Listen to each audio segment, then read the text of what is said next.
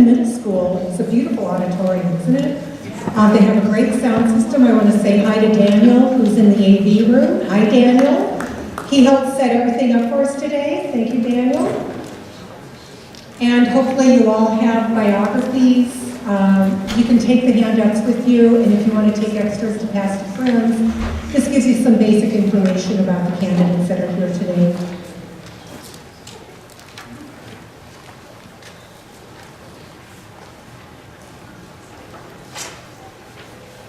And Jeff, you can let me know when you're ready. And you do have, okay, so Paul, you are first. Are you ready? Okay. Hi, I want to welcome you. This is a gubernatorial candidate forum hosted by CD2 DFL. I'm Sue Moravec. I'm the chair of the 2nd District DFL. I want to welcome you to our gubernatorial forum today. All 6 declared candidates for the DFL endorsement are here with us. And we're honored to have you here.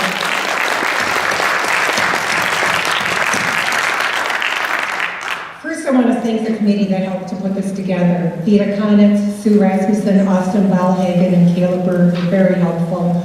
I want to thank the Farmington School District. And Jeff Strait is here from Democratic Visions. He's video recording today. And this event is going to be broadcast on the Uptake in its entirety. So I wanted to thank Mike McEntee and the Uptake for arranging for this event to be recorded and for recording it and broadcasting it. We selected the speaking order just before the program began. Everything was randomized. Each candidate drew a number, and the number corresponded to a chair. And you saw at the same time that I saw which number they drew, 1, 2, 3, 4, 5, 6. This will be the beginning of the speaking order for the candidates. And what we're going to do is allow each candidate 1 minute to introduce themselves to you, to make an introductory statement. And then each candidate is going to answer the question whether or not they're going to abide by the DFL endorsement before we begin to ask questions. The first half of our program, we're going to have more detail in answering with 2-minute answers from each candidate, a little more substance. And we will rotate questions with each candidate as we move along. We'll take a break, and then after the break, we're going to have 1-minute questions. Questions or 1-minute answers to our questions. I hope that seems clear. Questions were submitted by the public and also by the committee. The candidates were all given copies of the potential questions on Monday. They do not know which questions were ultimately selected to be asked today because this is a rather brief event. They can only have time to answer a few. So I'm sure you're eager to begin. Okay, we have a timer in the front, Vita Konitz. Vita can wave and hold up the sign so that the candidates can see what she's going to be doing. She will be keeping strict time, and we're going to ask you to obey strict time. I don't want to have to tell you repeatedly to stop. And with that, we're going to start by having each candidate introduce themselves. We'll start with Paul Thiessen as our first candidate. They will each get 1 minute. Well, thank you all for coming out. I really appreciate the chance to speak with you, and I look forward to the conversation. You know, I'm going to confess that I've been waking up at night, and I have for the last several years, thinking about a couple of things. And one of the things that woke me up last night was there was an article in the New York Times yesterday that said that there's 5.3 million people in the United States, about the population of Minnesota, who live in deep poverty, meaning they live on less than $4 a day. And if you think of what that means for those families and what it means about our society, I guess the reason I bring it up and the reason I was thinking about it last night is we've had a lot of these forums and we talk about a lot of issues, but we haven't, as Democrats, been getting at the fundamental issues that really matter to the structure of what's going on in our society. And until we step up and start asking those harder questions about how we reformat the structure of our society, we are not going to convince people that they should come out and vote to us, because what we're talking about sometimes doesn't matter. So I hope this debate gets at that, and I look forward to the conversation. Thank you. Okay, quick. I am Rebecca Otto, running for governor. I've had the honor of serving as your state auditor now for almost 12 years or 3 terms. And I have an exciting agenda that's been informed by our fellow Minnesotans statewide. Started a listening tour back in January of 2017. 36 different community conversations, 2 hours plus a piece, to work to understand Minnesotans' hopes and dreams, as well as their concerns and struggles. And my agenda is informed by that. It's called Renew Minnesota. And there's 3 main parts right now. There will be 2 more soon. 1, to get climate change in a meaningful way. We should be leading the nation in the clean energy economy. There's great jobs to be had. We can transform what we're doing. We can lower our living costs, and we can have free energy forever. The second, getting to a universal, publicly financed, guaranteed quality, affordable healthcare system, which is going to be transforming for our economy, for families, because your socioeconomic status right now determines your health. And finally, raising the wage to $15 an hour and 2 years tuition free, so that we make sure we've leveled the playing field and give quality opportunities. That was good. And you know, it's going to be really awkward for everybody behind the table to get in front of the table. So maybe at this point, let's just stay behind the table so it's easier for everybody. Yeah, I figured I'd lose more time than I think you would. Thank you, Chris. Well, thank you so much, and it's great to see you, and great to see Moms Demand Action in the audience. Thanks for being here. Well, once again, we as Minnesotans realize that we can survive when the Vikings blow a big game. But we do also know that we will not survive the quality of life that we have in the state of Minnesota unless Democrats win the election in the fall and hold on to the governor's office. We have got to win this election. And the fact of the matter is, we need a champion. We need a champion for the progressive values that have made Minnesota great. A champion for clean air and clean water. A champion on the fight against climate change. A fight for racial equity. For common sense gun laws. That's the champion that I've been as mayor for the last 12 years. That's the fight I want to take across the state of Minnesota. I want to be your champion as the governor of this incredible state and fight for those progressive values that we have all been able to take advantage of over these many years. Generations of folks before us have built up what we have in the state of Minnesota. It will only take 1 legislative session to take us down if we lose. We need to win this one. I want to be the winner. Time. Well, thank you all. Thanks to CD2 for putting this on, and to each of you, thank you for believing in our democracy. Thank you for taking time out of your busy lives to come here and participate in making our state and country better. I'm Tim Walls. I'm a public school geography teacher from Mankato, a retired sergeant major in the artillery, a football coach and prom builder, a dad, and husband to Gwen. And 12 years ago, I believed that we could do better. I took a progressive message that we need to make sure that wages are being raised and the right to collectively bargain is something that's protected. Making sure our neighbors, no matter who they loved, have the opportunity to marry who they were. Making sure women had the right to make their own health care decision, and that we added millions of people on to be able to get that health care. I'd like to try and be your governor because I know we can take this message out there. I believe in this state. I believe in that bold north we talk about. We are people that solve problems. We can take a message to places where they're not listening now, but they know these policies matter. This is not about a Democrat winning. This is about Minnesota winning based on the values that build strong communities. Join Peggy and I on this journey. We will do this in 2018. Thank you.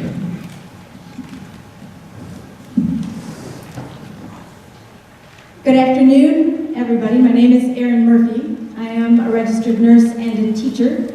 I am a mom of Anna and Bridget, and I'm a state legislator. I'm running for governor. I'm running for governor because I believe in a kind of politics that improves people's lives, and when we use that together, we can build a bright future for everybody in the state of Minnesota, and I want to do that with you. I chose nursing because I care a lot about people, and I'm involved in politics for the very same reason. I left the practice of bedside nursing to work for the Minnesota Nurses Association, and I did that for 14 years. And in 2004, when I took care of my mom at the end of her life, while she had worked very hard to earn her way and build a good life, she still had to fight with the insurance companies to get the care she needed. And at her funeral, her sister said to me, "Go fix that." And I ran for office and got myself elected. And for the last 11 years, I have been working with the people of Minnesota, all over the state of Minnesota, and they have been my very best teachers. It is the preparation to do this job and do it well. I look forward to our afternoon together. Thank you. Well, good afternoon, everybody. I'm Tina Liebling, State Representative from Rochester. I'm really glad you decided to come in from the beautiful day to be with us.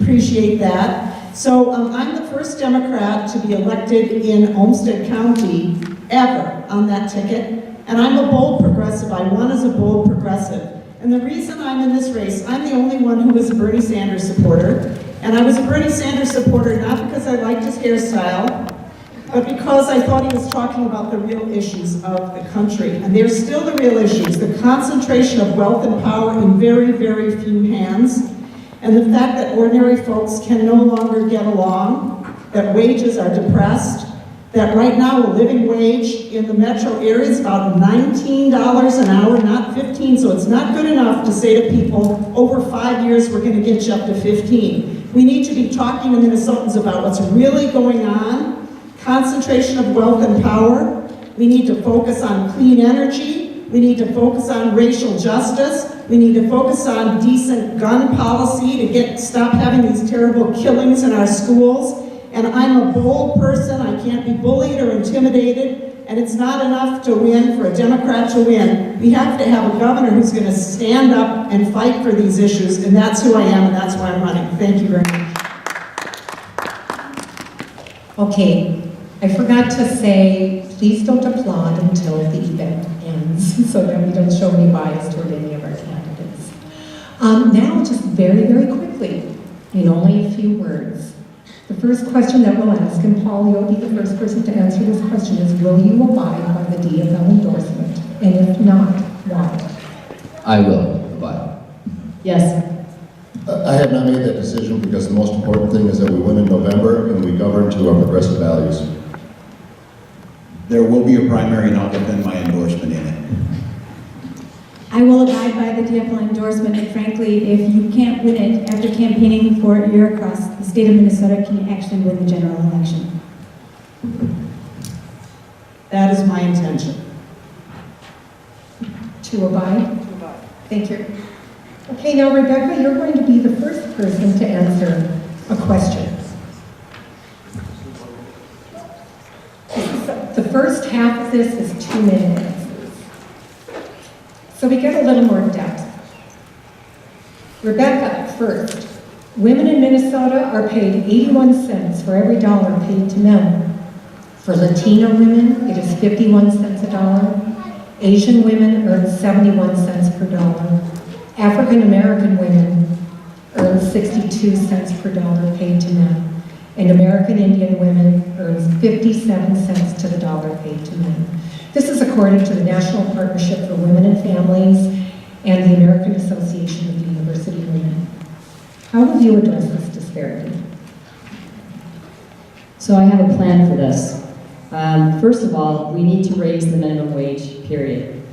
We value work in Minnesota, and if you're willing to work 40 hours a week, you should be able to come close to supporting your family. $15 an hour is not a living wage, but we have got to start somewhere. And I had an editor from a large newspaper say, is that enough? And I said, the legislature wants to do more, absolutely, but you've got to start somewhere. But it's a real issue. Now, I can tell you, as the state auditor in my office, we have a lot of women in management. So I don't think we have any pay equity issues in the office. But part of it is making sure that women have those opportunities to be in leadership roles, some of our most low-income Minnesotans tend to be women of color, immigrants, and so this $15 an hour piece would be meaningful for many people in our state. But we've got to get to that equality of opportunity, and frankly, in 2018, we still have this issue.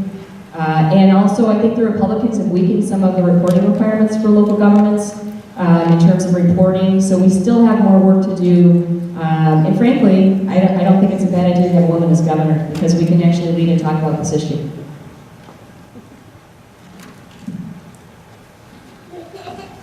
Well, wage disparity is based on gender, based on race, based on national origin, must be outlawed, and those laws must be enforced. And as governor, you can count on me to make sure that we're going to go after any employer, whether it is a governmental unit or whether it is a private sector employer, that is discriminating based on gender or race or national origin when it comes to wages. But the wage disparity that we're seeing, where women are being paid 81 cents on the dollar to what a man is earning for a similar job, Also extends to teachers who are being paid half of what someone similarly educated would be being paid if they were in a different field. It extends to the fact that the average CEO is making 300 times what the average worker is in this country. And you want to know why people are frustrated? They're frustrated because they continue to work harder and harder, and they see that they're being treated unfairly. They see that they're facing discrimination in terms of wage disparity, and they see that they're fighting harder and harder to just keep up with the bills, with the mortgage payment, putting food on the table, paying for their kids' school. We need to reverse the inequalities in this country. I think it begins with making sure that we help people enter into a union workforce. If you look at the wage discrepancies in this country, it really started to take off when the trade union movement started to decline. So union membership started to get lesser and lesser in terms of the overall workforce, and wage inequality started to grow. And if we have people that are standing up, fighting for women, fighting for people of color, fighting for people that are in that are from some other country, that are immigrants to this country, then we're going to have this disparity that we're seeing eliminated, and certainly at least lessened if we can't completely eliminate it. But the governor's got to lead on this issue. He's got to stand up for unions. He's got to stand up for the law, and he's got to fight like hell to make sure that people are treated fairly when it comes to getting paid for the work that they do. Right now, I represent the second most Republican district in America with the Democrats sitting in it. When I won that district in 2006 with grassroots organizing, I was the second Democrat in 125 years. Of the first 3 votes I took, one was to raise the minimum wage for the first time in 10 years. The second was the Lilly Ledbetter Fair Pay Act.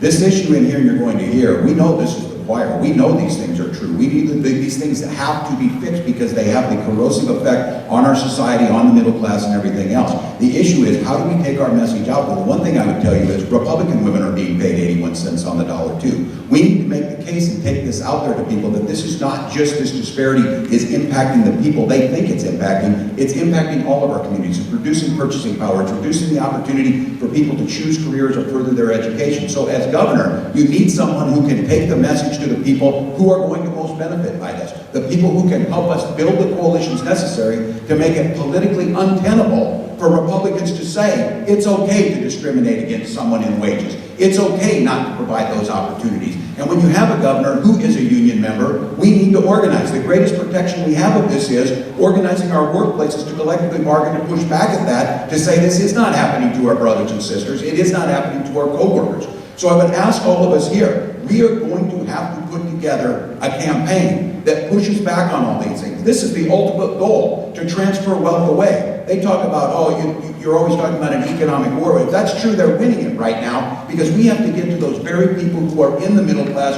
or aspire to the middle class. So as your governor, of someone who knows that my family benefited by being in a union family, my family benefited that my wife was paid fairly, and when she got pregnant, she could have her job back. I will advocate for those things, but not just to ourselves, but to those very people that we need to get, not just to win elections, but to change the economy.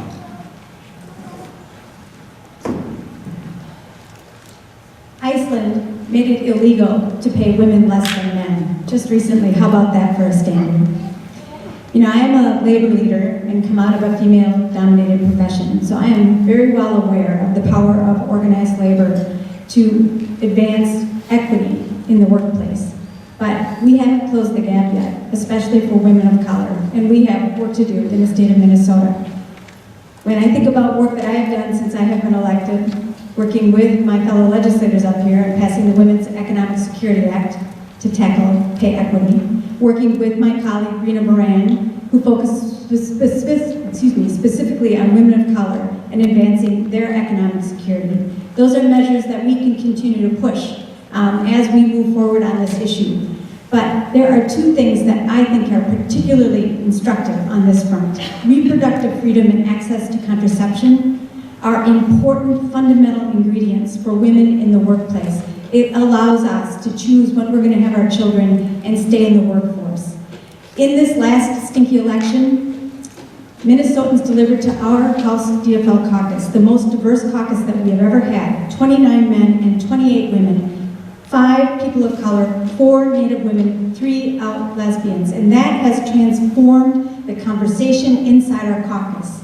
Adding seats at the table to make sure our voices are all represented is the way we transform and change the direction of our country. I've seen it in our caucus. I am seeing it across the state of Minnesota. And it is time to make sure that there are more women elected to office, to local office, to school boards, to the state legislature, and to the governor's office. Because then we will put those issues front and center, not necessarily being represented by others who share our view, but to bring our own lived experience to that discussion and bringing our own lived experience to the people of Minnesota and persuading them in the change that we need.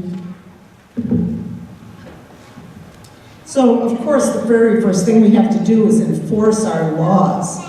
And that means funding our Department of Civil Rights, which has really been underfunded for quite a long time. I don't hear the Republicans saying it's okay to have these disparities, but I do see them doing things like cutting the budget for the enforcers of the law. So that's something that we have to do. I've been talking to people in my district for a long time about equity. I've got a district where about 40% are still Republicans, but you know what? People are starting to understand that the demographics of our state mean that if we don't have equity in the state, we're all in trouble. This is not about being good people. This is about making sure that we have a really good, well-prepared workforce into the future. We need women in every profession. We need people of color in every profession. And we're just not going to be able to function in the global economy unless we have everybody coming together with all the skills and talents that we all have. Of course, there are many things that are really hard to tackle that create these inequities, and it's obviously not a simple solution. We've heard some things here. One of the things I'd like to do is start focusing more on small businesses in the state so that people have the opportunity to start a small business and grow it themselves. We give a lot of resources to the big guys, to the corporate entities. We give tax breaks for people to build soccer stadiums. That money is money that other people either have to be paying in their taxes or that isn't available for things like supporting our small businesses. So I want to do more to focus on the small businesses. I want to deal with structural issues. For example, we need 2 years free college or technical training that allows everybody, no matter what background they come from, no matter what economic opportunity they've had, to actually get the education they need to move into one of those better professions so that they can really be prepared for the future. And I think that would help to get rid of some disparities that we have. Well, I'm glad that this question was asked. I will tell you, I think the way that you'll know how I'll respond to this issue is to look at the record that I have. And I've always said, and I truly believe, that it really doesn't matter if you talk about stuff. The only measure of success is actually getting stuff done. And so if you look at the record and how we can move forward on this issue, I championed the Women's Economic Security Act when I was Speaker of the House. My assistant, Kate Khrushchev, and I went out and met with people for almost a year with women and others who had expertise in this about how we could move forward on equal pay for equal work. And for the first time in our state's history, we are providing equal pay for equal work requirements for the private sector, something no state has ever done before. It was nation leading, and also making other reforms in the workplace so that women can continue to get ahead. Delivering, I think, is an important measure for how you're going to act as the next governor. That was a very proud moment for what we did, and the process, I think, was also important. Another thing that we did, we passed the biggest expansion of union rights in a generation. And you know who benefited from that expansion? Home care workers, the workers doing the very most important job probably in our society, but who are underpaid and underrepresented. We allowed them to unionize, the very women that we're talking about here. And they're making a difference. Their pay has been going up as a result of that work. It took us 25 hours, just about 15 hours, on the House floor to get that passed, but we made sure that we got it done. That's how we go forward. There's two other things I think we can do going forward. One thing is we should stop salaries based on experience, because that absolutely discriminates against women and people of color. We shouldn't allow employers to do that. And the second thing is, and I'm going to bring legislation forward this year, domestic workers, I don't know if you knew that people that clean our houses, people that care for our kids like nannies, they're not subject to the Human Rights Act. We need to make them subject to the Human Rights Act right now. So we can make progress on this, but I've done it and I want to do it more as your next governor. Thanks. Thank you. Now, Chris Coleman, you'll be the first person to answer the next question.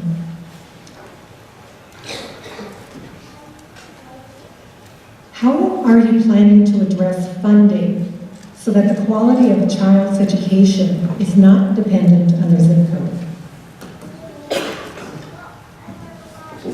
this is the fundamental issue I think that we're facing in the state is how do we make sure that every child in the state of Minnesota has the education that they need to take their place in the 21st century workforce for them to be successful. And it doesn't start when they enter kindergarten. We all know that it starts further upstream. And it doesn't even just start at a K-12 or a pre-K program. It starts at birth. And quite frankly, it starts even prior to birth. We need to make sure that we're working with our children from the very early stages. We need to make sure that they're getting the brain development that occurs in those first 3 years of life that are so critically important to the ultimate success. And if we do that, it ultimately gets to the issue of a lot of the remedial education that we're involved in that is very expensive and very costly when the kids don't get that early stage development that is so important. But the fact of the matter is we need to continue to invest inside and outside the classroom to create an educational ecosystem that leads to success. The state of Minnesota works really well if you're white and you're middle class and you're growing up in a community with good and strong schools. But there are too many of our children that are falling behind. And it's not because we don't put a lot of resources into education. 40% of the state budget is K-12. We are putting a lot of resources into it. But we need to make sure that we address the issue of unfunded mandates for our schools. We are not getting paid, this has been an ongoing issue from many years past, where the federal government is not reimbursing our school districts for the cost of the education that they're mandatorily have to provide. So the fact of the matter is we need to continue to invest in those things. But when we create that ecosystem in the city of St. Paul, we developed an out-of-school time network so that we extend the learning day, extend educational opportunities in the summer to reduce summer learning loss. This is not just about resources, it's about how we approach the whole issue of education, how we support families, taking a two-generation approach. If a child doesn't know where they're going to have sleep at night, if they don't have food on their table, or they're dealing with domestic violence or chemical dependency issues, these are huge challenges that we need to address to make sure our educational system is working for our kids. Well, Chris is right on a lot of these. It's a much broader society issue. You walk down across here and all those people we thought were coming to the forum that are in there with their kids watching basketball on Saturday. My son's playing in Owatonna today, my 5th grader. And you look in there, they share our values on this. They want the best opportunity for their children. They want the highest quality of educators in that classroom. They want that child learning to become everything that they can be. It's once again a shared Minnesota value. It's our job to make the case that why we fund this. While I agree we're trying to get at this, someone asked me what's your radical idea. I would argue we do need to fund this. Coming from a classroom teacher and seeing this, one of the things we need to do is recruit and retain those high quality teachers. We're losing half of them. Especially in the rural areas, we lose half of them before they get to 5 years, before they get the experience. I always said the first day I went in my classroom, I knew everything. The second day, I knew nothing. I spent 20 years trying to gain that back. It's about building that infrastructure. And the question was very specific. And this is one of the things the Republicans are trying to do that we must stop. Trying to divide us on, they divide us economically, they divide us racially. Now they're dividing us geographically. And here's how it works. Kids in Cleveland, Minnesota watch bond referendums come up and fail and fail and fail. And they're asking for building improvements to fix a leaking roof. They drive by some of the suburbans and the schools and they see dome stadiums with AstroTurf in them. Our Constitution calls for a uniform, equal quality education for everyone. So we need to talk about making those investments and getting the buy-in that when we invest in Cleveland, Minnesota, so goes Warroad, Minnesota. And it takes the case for us to quit trying to think some of these things are self-evident and make the case based on the data of how we save money. We know that's there. So in those wraparound services are to say it's cost too much to make sure that those parents have a safe place to bring their children or to stay. We need to make the case that it is too expensive not to do it. And that's the job of the governor and the coalitions that are out there. Northside Achievement Domes, things that are happening in Northfield to make sure every child, regardless of zip code, regardless of racial background, has the opportunity to succeed because they all succeed. I have spent a lot of time in schools across the state of Minnesota, and education is something Minnesotans value strongly, and that's a good foundation for us to make progress on this front. When I think about the Minnesota Miracle that passed so many years ago, the foundation of that was about cooperation, and that we share our resources together and make sure that communities across the state actually have access to the things that they need. And in 2013 and 14, when I was the majority leader, we retooled the school financing formula to make sure that it was equitable across the state of Minnesota. But I want to challenge the premise of this question. Because I think there are things that are more important than zip code that are indicators of a child's educational outcome. Race and income level are two things that we need to pay close attention to if we want to make sure every child is getting a great education across the state of Minnesota. And that's my promise to you as the governor for the state of Minnesota after this next election. We need to invest in early learning. Absolutely, the data is crystal clear about that. Good prenatal care, home visiting by both teachers and nurses, and I love the teachers that do home visiting because they bring so much back to that classroom from the family to support those children. Let's make sure we're investing in pre-K. I've been the author of pre-K in the Minnesota House of Representatives, and I think it's an important addition to the great education that is already happening in our strong public schools across the state of Minnesota. Let's expand the pilot of full-service community schools that think about a school as a part of a community, embracing the learning for those kids, and let's make sure the teaching workforce looks like Minnesota and its future by supporting more teachers of color in our classrooms across the school. That is how we're going to build our future, by investing in education and investing in education that supports our kids. Thank you. So, you know, we all do a lot of these forums together, and it's great when you have something and then you hear other people pick up that idea. I think that's a wonderful aspect of all this. So I've been talking about home visiting for quite a while, and I am a big proponent of that, and that is a really evidence-based program that really helps get kids and families off to a good start, and I think we should offer that across the state to everybody who has a child. But the question, I think, was about funding, and there's been a lot said that I absolutely agree with. Of course, this is a top issue for Minnesotans everywhere, and it of course crosses partisan boundaries too. Education has built this state. And when you go back to Wendell Anderson and the Minnesota Miracle, what that meant, what the Minnesota Miracle was saying, instead of having the schools funded from property taxes, which varies so tremendously across the state, we're going to have it state funded, or at least largely state funded, so that it's equal, so that if you're in a property poor community, you get the same quality of basic quality of schools as in a wealthy community. And we moved away from that commitment. We need to move back to that, because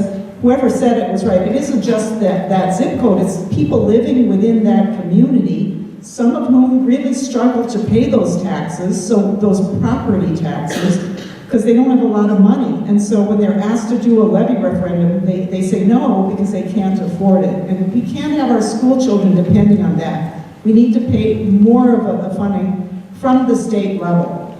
And then of course we need to focus a lot more on children who come from poverty, who come from trauma. There are a lot of needs there didn't used to be. And we need to make sure that those things are really, that we're paying attention to that, because we cannot afford to leave anybody behind in the world that we're living in. Our Constitution talks about this. I think it's a fundamental value for Minnesotans.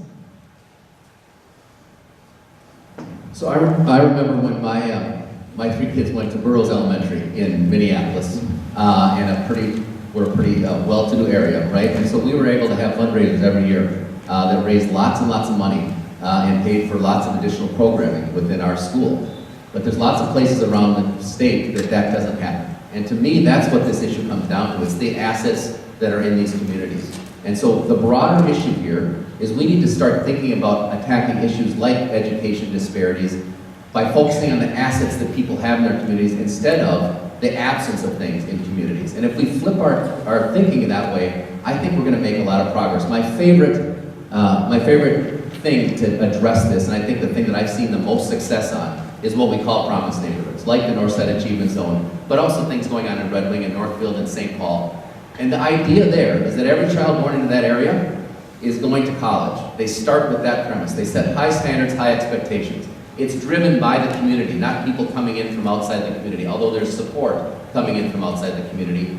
And it's helping not just the individual child, but their whole family, with help in housing, with help in getting jobs, including employing people, with help in making sure they can navigate the systems they need to. That's the model that is going to change this, by empowering, uplifting the communities that are affected.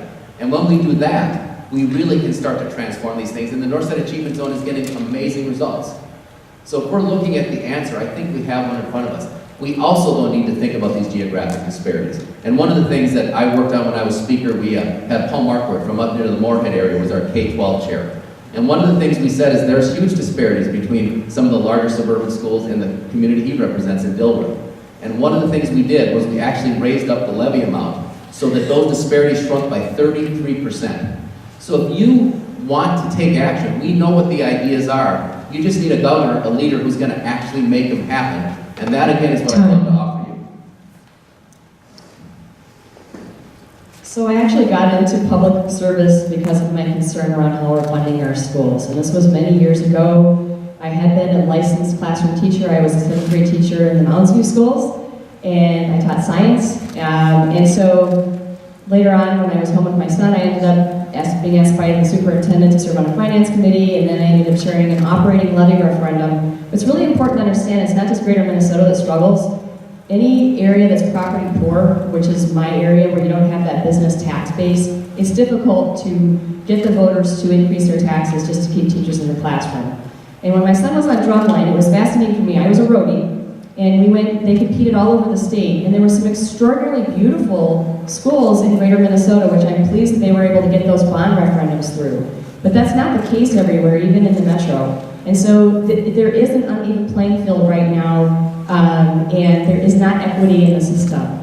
I want to touch on one thing as well that I learned during my listening tour. Actually, it was in Egan.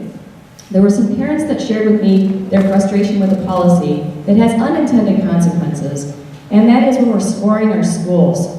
Let's say you score a school and you say, okay, well you're not an A, you're a C minus. Families that can leave do. Not all of them, but some of them. And what we've tended to do is that we further concentrate poverty in our schools, and that is not a good approach. When I taught 7th grade, we had 2/3 of our kids were middle income to upper, 1/3 transit lower income. And studies show, and the evidence shows, that those kids are going to have a little bit of a harder time. They're more at risk. And so we need to change policies around rating schools, making sure we're focusing on our children and helping them achieve. But also, this is one of the biggest things we fund as a state. So we have to make sure that we truly have equity, and I don't believe it's on the property tax. Thank you. Now, Tim, you're going to be the first person to answer the next question. We're going to switch from children to seniors. How can we help to keep seniors living in their own homes with access to transportation and social services? Well, the first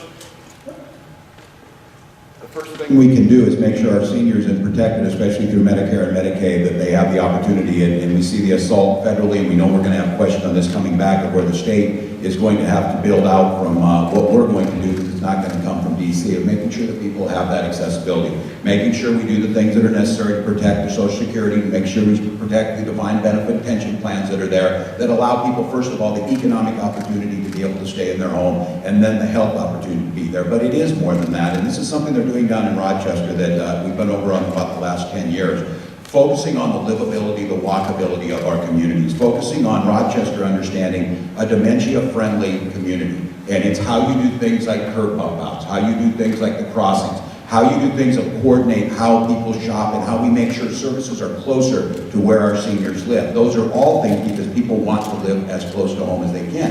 When it comes to assisted living and senior living, this is one of the challenges we have in how we fund that long-term care and where it's accessible, because what ends up happening, especially in Greater Minnesota, becomes very difficult to recruit and retain people to be able to keep those long-term care facilities open. So what ends up happening is people end up not only moving from their home, they end up moving from their community, where they lose that connection to where their family is. And the state has done, and the legislators are up here, took some bold steps and moved some of those equity funding to make sure that that happens. But I think it's that broader issue of viewing how we see healthy communities, how we see life cycles in communities of where people live and how they live. And it does come down to things like transportation and visionary transportation. When we talk transit, by the way, we're talking rural transit, busing routes out in Medelia and New Ulm. Our job is to make the case we can't allow Republicans to pit transit against highways because it affects all of our lives. That's how we start to get the funding necessary to make that happen, to make those healthy, livable communities. As a student nurse, I remember a clinical rotation where I took care of a woman named Margaret who was nearing the end of her life. And she was living at home independently. as her health was failing, and my job was to help her figure that out. And she was capable of most everything, but she had a hard time eating because she didn't have any appetite, and that was impacting her health. And so I learned in a very, very personal way the ways to intervene and help and support somebody, especially because she didn't have a lot of family around.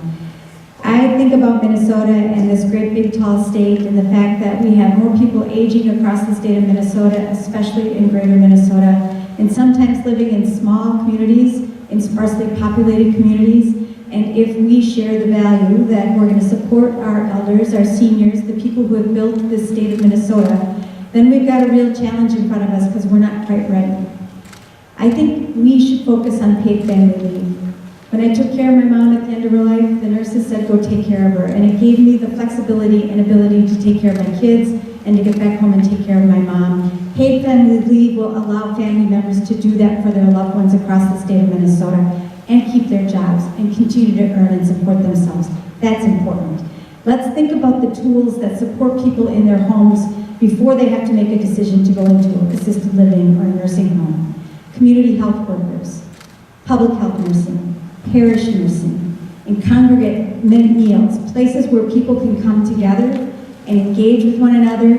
Mental acuity is improved when you continue social interaction, and when people are living in a small community and isolated, it impacts their health and well-being, and then we see decline into a nursing home. So I think there are things that we can do as volunteers. We can do things to make sure that we have the workforce necessary to care for people, but let's make the commitment that people who are aging across the state will have our support so they can live independently as long as possible. So they say that the best long-term care policy, healthcare policy, is a daughter who loves you and lives close by. And I have a daughter who loves me. Unfortunately, she doesn't live close by.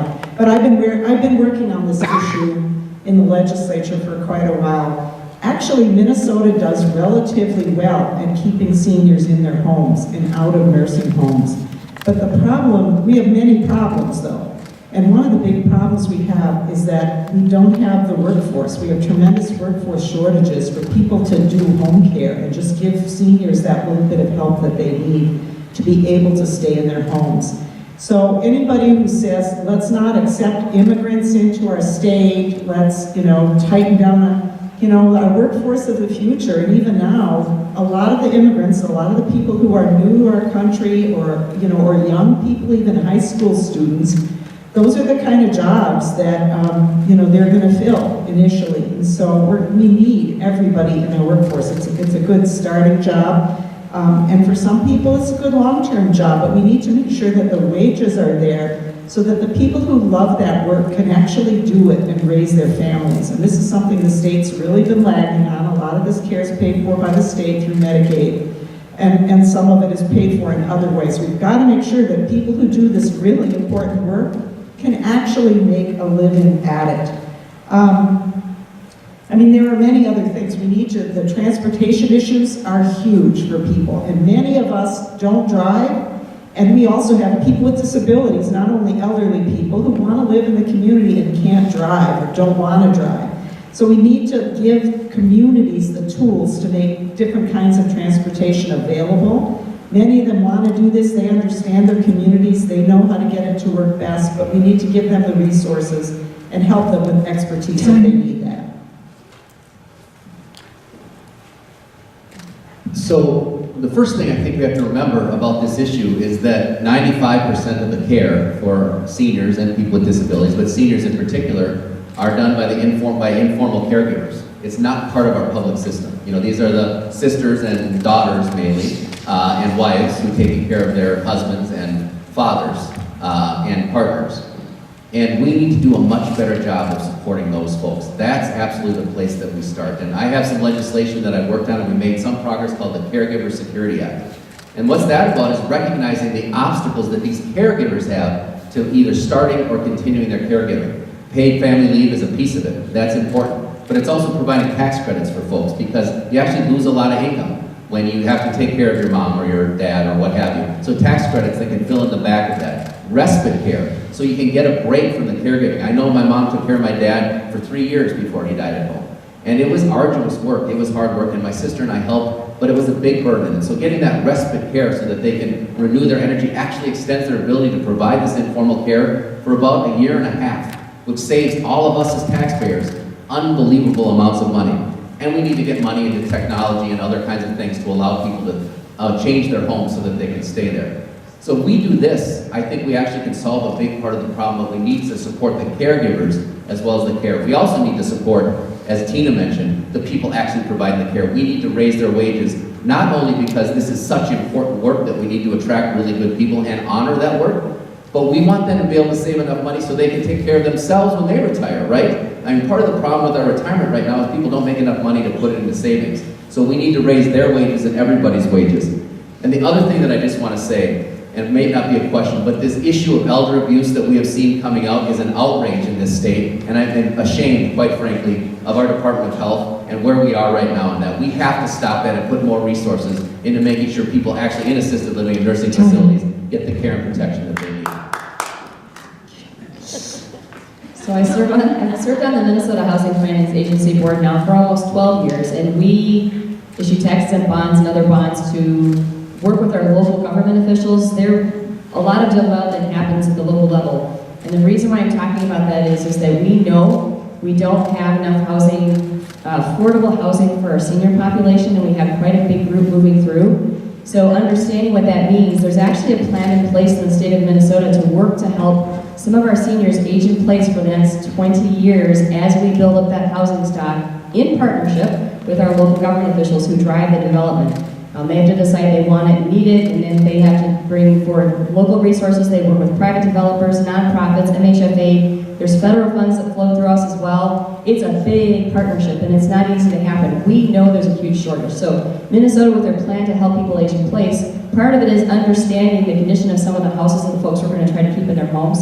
A lot of them need new roofs. They need roof upgrades. They need furnace upgrades. They need window upgrades. And so there's actually some funds to begin to assist some of our senior Minnesotans in staying in their home. Public transportation is a huge piece. Now, millennials don't necessarily want to drive either, and we're not all going to be driving until we're 90, right? Yeah. So public transportation is a really important piece to all of this. Now, with my mother-in-law, we located her in the city of White Bear Lake, and she can walk to the post office. There's all these little facilities, the doctor's office, post office right next to her. But it's getting harder for her to walk. And so I, on that board, have been advocating for long-term planning to make sure we're planning for this huge population. And it's statewide, so there are resources that go statewide. But we've heard from mayors around the state, there's a great need, and we don't have enough resources right now. Governor Dayton has $115 million in the bonding bill, which is critical for affordable housing in the state of Minnesota, and hoping that he can be successful in getting this through. You know, Hubert Humphrey famously once said that the moral test of a society is how we treat those at the dawn of life, our children, those in the twilight of life, our seniors, and those on the shadows of life, those with disabilities and in poverty. And the fact of the matter is, this truly is a moral test of our society. Who do we want to be as a state? And how we treat our seniors and how we support our seniors is really going to be a fundamental question that we have to ask ourselves.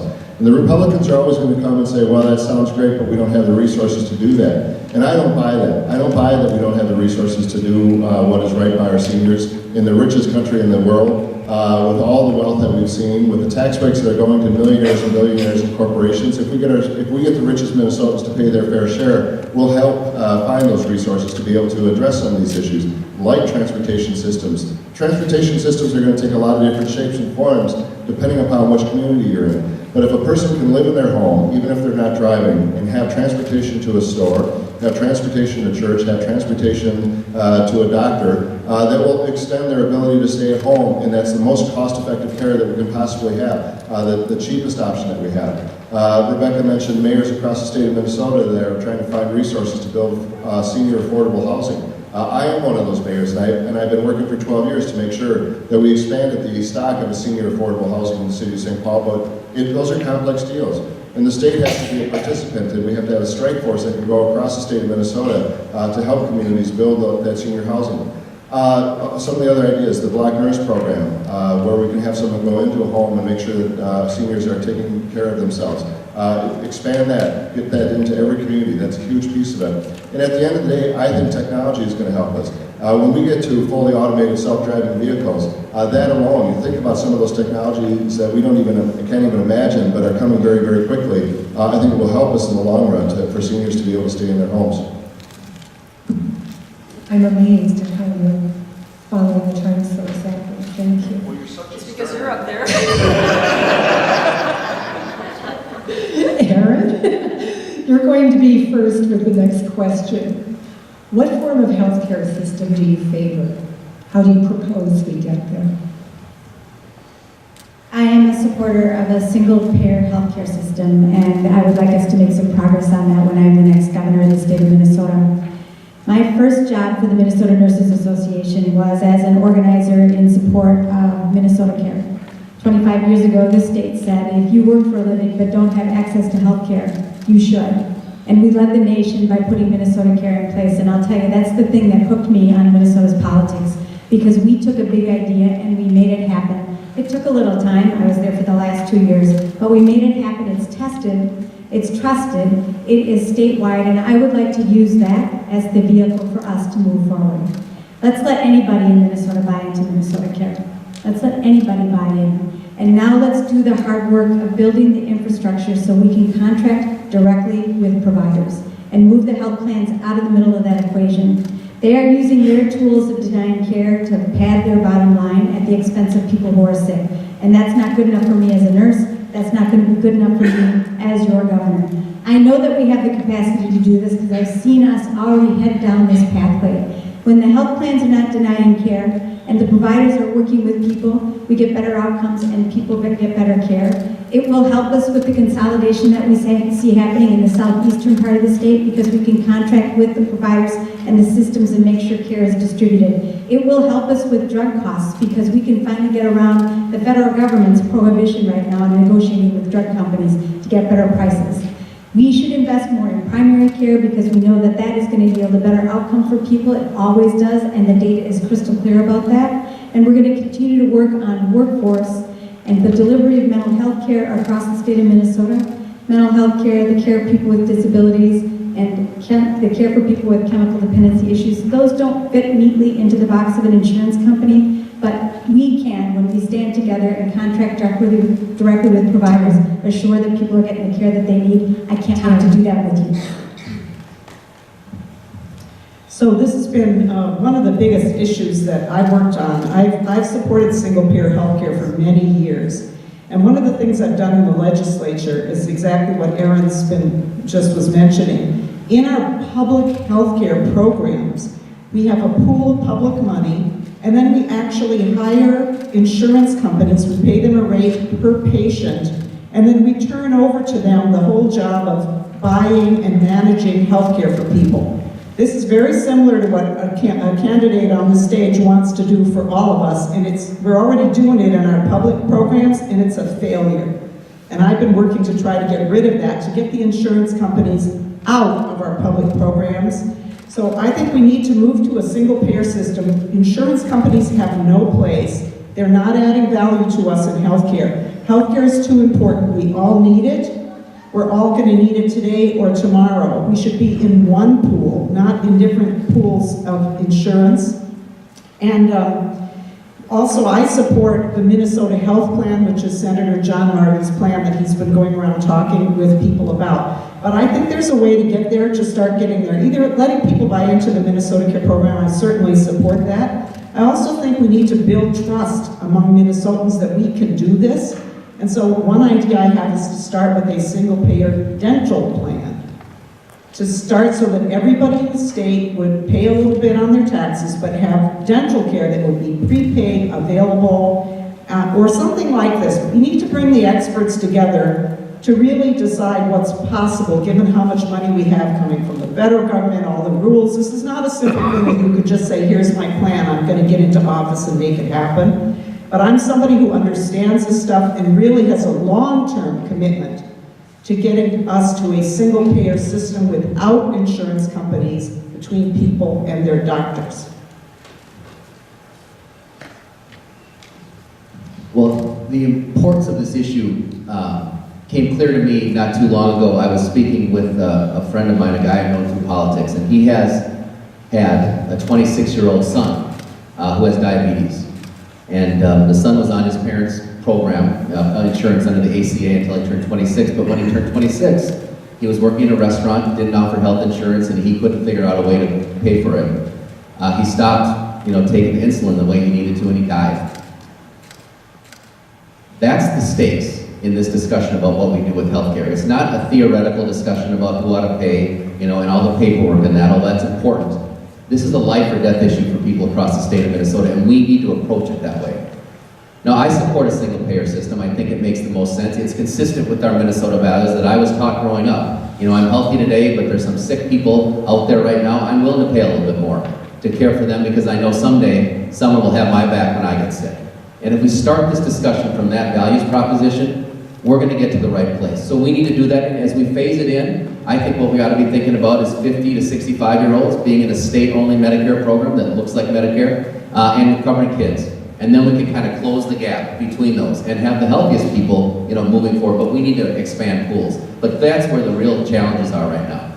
But we can't just start with who's paying for it, right? We need to also talk about delivery systems and making sure we're cooperating with mental health experts and social service experts and others to keep people healthy. We need to vastly expand and improve upon our really impressive public health programs right here to reduce obesity, reduce smoking, those things that drive up healthcare costs. And we should start a moon mission here in the state of Minnesota. No other state can be in this position to solve diabetes or to solve Alzheimer's, because if we do that, we transform people's lives, we improve our economy, and we drive down healthcare costs for everybody. So this has to be a comprehensive approach, but at the end of the day, let's remember what it's about. It's actually keeping people alive.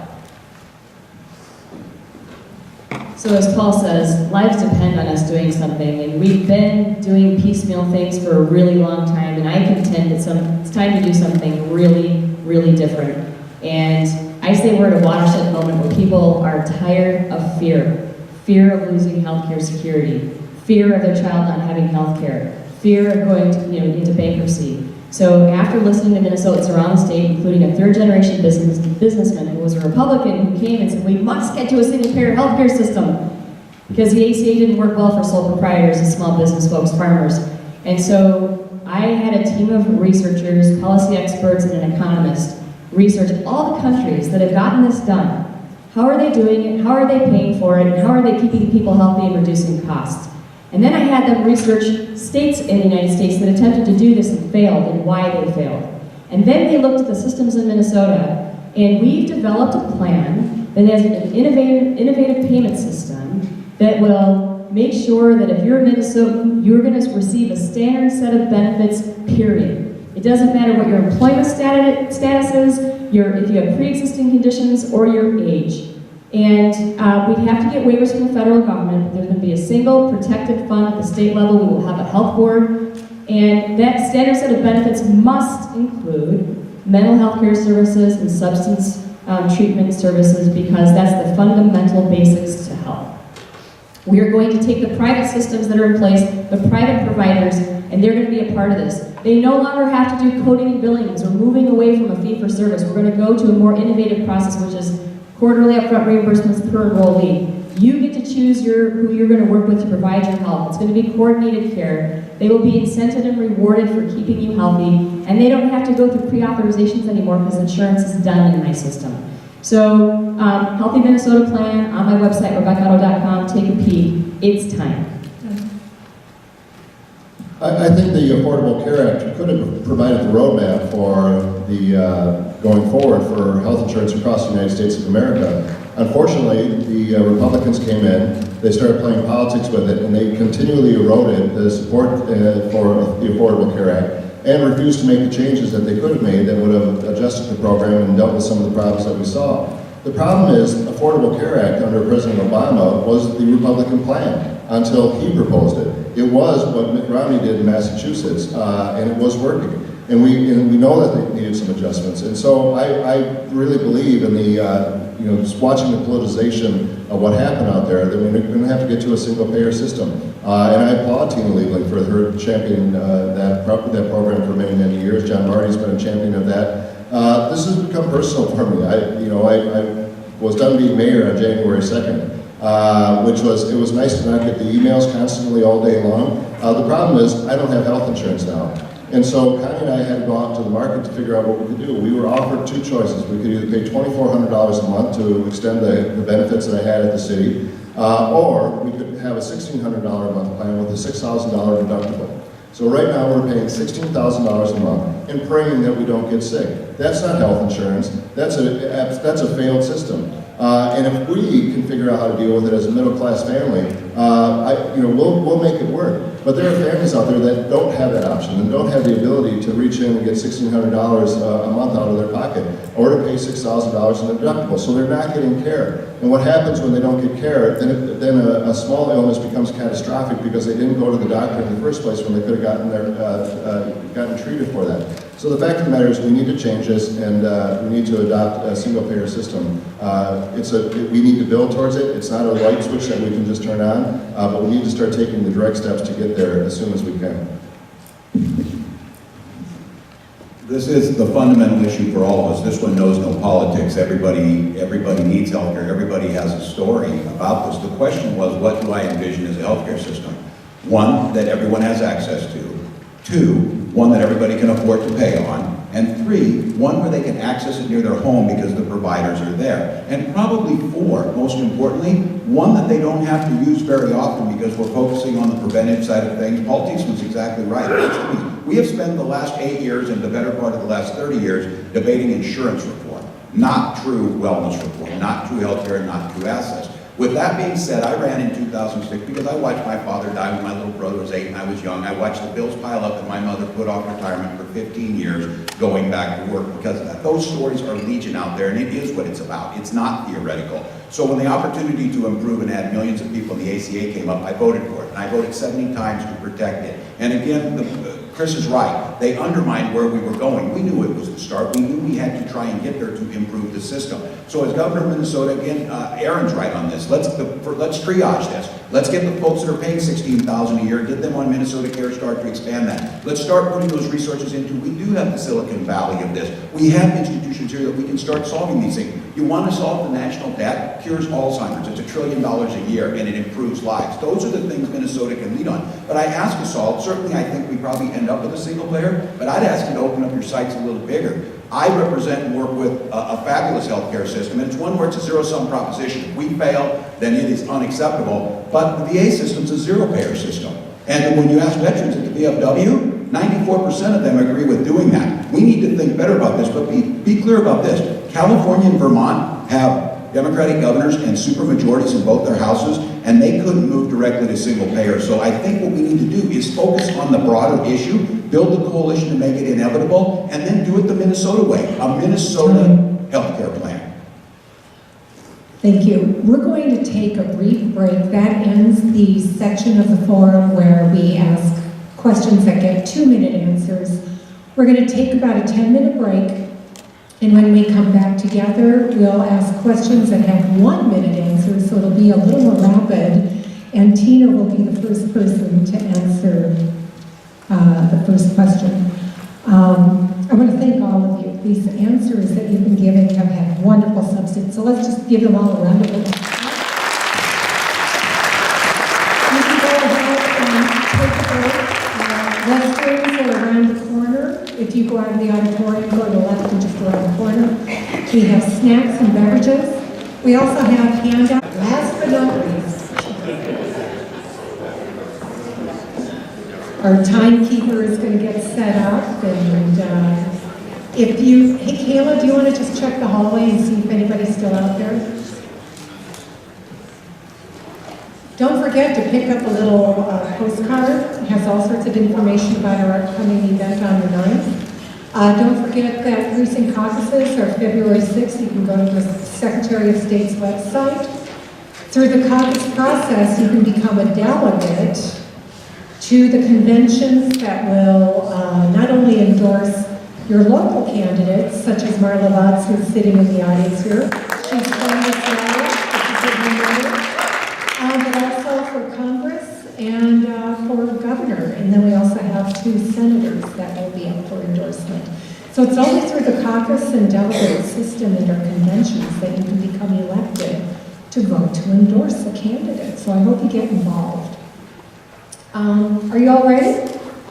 Done with our public service announcement? We're good to go. And I understand that the acoustics are a little off as we get a little further to the side of the stage. So I'm going to try to speak a little more slowly when I ask the questions. Can you hear better now? Okay. The first question, now these are 1 minute rapid response in a sense. Tina Liebling will be the first person to be asked this question. Vocational schools at the high school and post-secondary levels need to adapt to technological advances, yet work with limited resources. How can the state better support vocational education to realistically prepare students for good careers? Vocational education. Well, I think there's a couple of components to this. One is that students just can't get the education they need a lot of times. I think we talked about this before.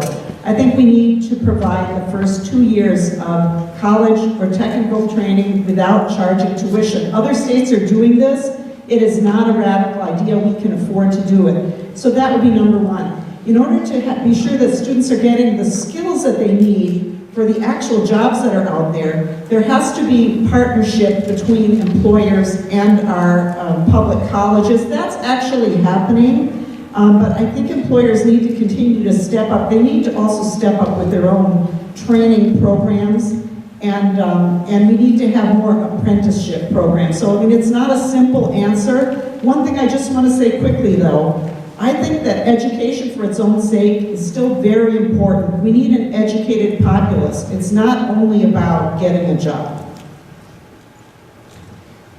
Well, I think Faribault provides a really great model for this. In that community, they have a pretty big manufacturing base. And one of the things that they do is they actually have the manufacturers come into the high schools and have the high school kids go and visit these manufacturing facilities.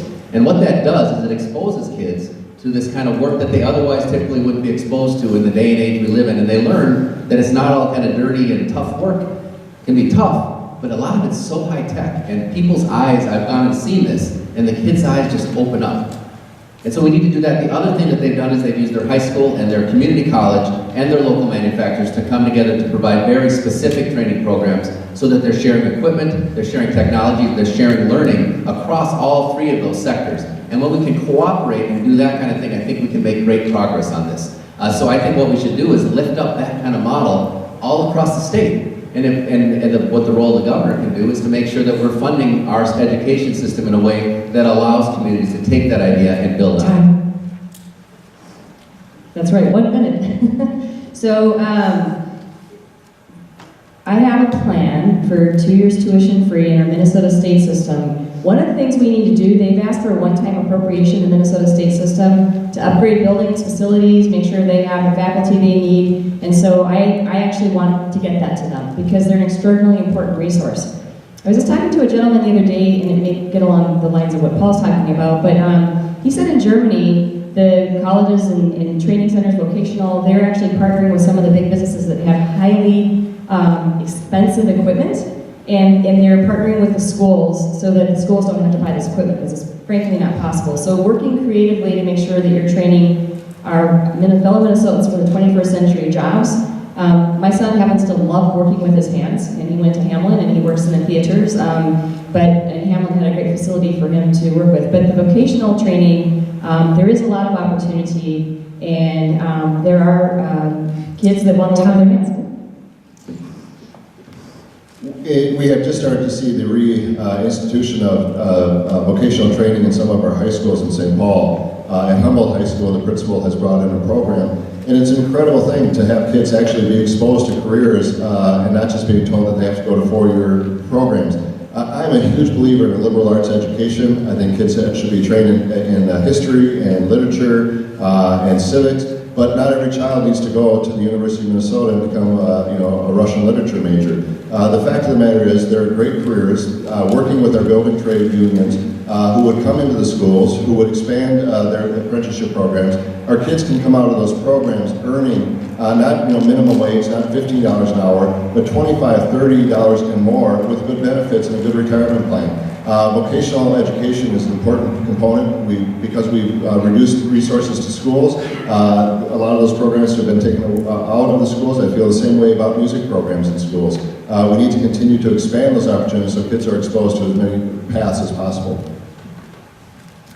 This starts at home, and I think it starts with leadership showing the nobleness of trade, the nobleness of work, this understanding that these are things that we need to have done. These are pathways that are enhancing. And as you heard people talk about, we're doing this. We're not theoretically doing it. In Fairmont, Superintendent Brown partnered with AGCO and McNeely Steel. We build dump trucks and tractors in southern Minnesota. We're building these things. We're manufacturing at a big level. They need the workforce to be there, so they took the welding academy, put it in the school. This year, 5 of their graduates left with that, starting out at $56,500 a year with full benefits, no student loan debt, doing something that's noble to them, something that provides them what they need and provides to that local economy. Those are things that we can incentivize. And the thing I would say is, you hear about apprenticeship, one of the things I did as the ranking member of the VA committee, make it possible to use your VA benefits to go into the trades and use those for those apprenticeship programs to move people in. It's a smart investment. It gets us our workforce, and it allows people to do what their passion is. I went to college and I loved it, and it was transformative for me, but it's not for everybody, and it's not the only path to a good job that supports your family.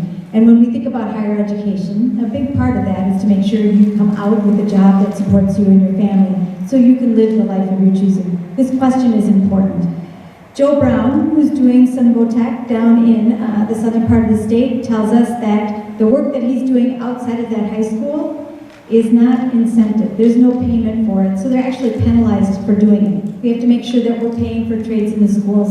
In Alexandria, Minnesota, they have embedded trades in their school again. So welding, and they have agriculture, and they have culinary arts. And in that school, they have decided for their students to be prepared to take the next step. They need exposure in their high school so they can understand if they want to go into healthcare or business or into the trades. Let's make sure our schools are exposing our students to the opportunities in front of them so they're ready to go. Okay. Rapid is rapid. Paul, you're going to be the first to answer this question. We're going to stay with education. Testing currently plays a huge role in measuring educational progress and success. Would you change the current system of testing? If yes, how? Yes, and I think we should go to 3 tests, 1 in elementary school, 1 in middle school, and 1 in high school. That should be sufficient for us, and we should tie them actually to career college readiness much more than we do today. The bottom line is, I remember my son Griffin, when he took his tests all through elementary school, twice a year, and he'd get these reports back as parents, and one year he'd be, one quarter he'd be here, the next there, all over the place. Gave me no information whatsoever. We need to get our learning back to actually teaching kids what they need to know to succeed in life, as opposed to teaching to the test. So we could get by with 3 tests through the K-12 system, 1 in elementary school, 1 in middle school, and 1 in high school. Turn it on. Sorry. Ready? There. Okay. There's a delay when you turn them on. So, having been a teacher in the classroom, having been a mom of a son who went through the Forest Lake schools, there's a lot of testing, and teachers know that it disrupts your learning and it puts pressure on the kids. And as parents, we got notes home saying, make sure your child gets to bed and they get a good meal and you don't stress them. I mean, it's intense for everybody, and then if you have test anxiety, it all goes out the window. What I like with my son is they had a test that measured him individually. These were student-based tests, where he was in the beginning of the year, where he was later in the year, and allowed the teachers to know exactly where he was in reading and in math. So it was really to help him with personal growth. And I prefer tests like that rather than system tests, because I think there's problems with system tests. And some of our children have IEPs. This is not an IEP, but it's really more about understanding where children sit. And I'm going to stop early.